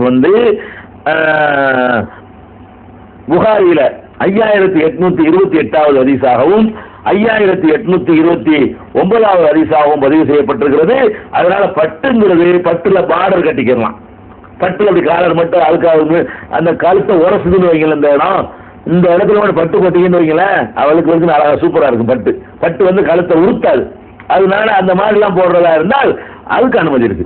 அந்த மாதிரி ஒரு இந்த அளவுக்கு கூடி போயிடக்கூடாது, 2 விரல் அளவுக்கு அது மாதிரி போட்டுக்கலாம்னு சொல்லி தடை செய்த ரசூல் ஸல்லல்லாஹு அலைஹி வஸல்லம் அவர்களை அனுமதிக்கவும் செய்திருக்கிறார்கள் என்பதை புகாரில் 5828 5829வது ஹதீஸ்ல நீங்க பார்க்கலாம். அது போக சில பேருக்கு வந்து பட்டு வந்து வேற காரணத்துக்காக அனுமதிக்கப்படும். உதாரணமா சொறி சிறங்கு வருதுன்னு வைங்களேன், சிறங்கு புண்ணு அது வந்துருச்சுன்னு சொன்னா அது வீட்டுக்குள்ள எந்த பிரச்சனை இல்லை. வெளியே போறோம்னு வைங்களேன், ஒரு ஆடையை போட்டோம்னு சொன்னா அந்த ஆடை உரசி உரசி உரசிய உருத்திய புண்ணை பெருசாக்கி விட்டுரும். இந்த சிறங்குலாம் இருக்கு பாருங்களேன், காட்டனு நைலானு இது மாதிரி ட்ரெஸ் எல்லாம் போட்டீங்கன்னு வைங்க, அந்த புண்ணை வந்து அதிகமாக்கி விட்டுரும். அந்த வலி வந்து தாங்காது, சில சிறங்குகளுக்கு வந்து தாங்காது. ஆனா வந்து அது பட்டு இருக்கு பாருங்க, அது வந்து உறுத்தாது, வலு வலுன்னு இருக்கும் சிறங்குல போட்டாலும். அந்த மாதிரி வந்து சொறி சிறங்கு இருந்து மற்ற ஆடைகள் போடுவது அவங்களுடைய உடலுக்கு வந்து ஏதாவது இடைஞ்சல் தர்றதா இருந்தா அவங்க என்ன செய்யலாம்னு கேட்டா பட்டுல வந்து சட்டை வேட்டெல்லாம் போட்டுக்கலாம். அவங்களுக்கு மட்டும் அனுமதி இருக்கிறது, அவங்களுக்கு பிரத்யேகமான அனுமதி. ஜுபைர் ரலியல்லாஹு அன்ஹு அவர்களுக்கும் அப்துர் ரஹ்மான் இப்னு அவ்ஃப் அவர்களுக்கும் பட்டு ஆடை அணிய நபி ஸல்லல்லாஹு அலைஹி வஸல்லம் அனுமதி கொடுத்தாங்க. ஏன்னு கேட்டா அவங்களுக்கு ஏற்பட்ட அந்த சொறி சிறங்குக்காக வேண்டி அந்த நேரத்தில் போட்டுக்கிற சொன்னாங்க என்று புகாரில 5839, 2919, 2920, 2922 இதுலயே சில அறிவிப்புகள் என்ன வரும்னு கேட்டா யுத்தத்தில் அது மாதிரி அனுமதி கொடுத்தாங்கன்ற மாதிரி வரும். யுத்தத்தில் எதுக்கு அனுமதி கொடுத்தாங்கன்னா யுத்தத்தில் அனுமதி இருக்கிறது. யுத்தத்தில் எதுக்கு அனுமதினு கேட்டா அந்த காலத்துல வந்து வாள் வச்சு சண்டை போடுவாங்க, பீரங்கி குண்டு அதெல்லாம் கிடையாது. அந்த காலத்துல அதிகபட்சமா வாள் வச்சு சண்டை போடுவாங்க. அந்த வாள் வந்து மேலே படும் பொழுது அந்த பட்டாடையில மட்டும்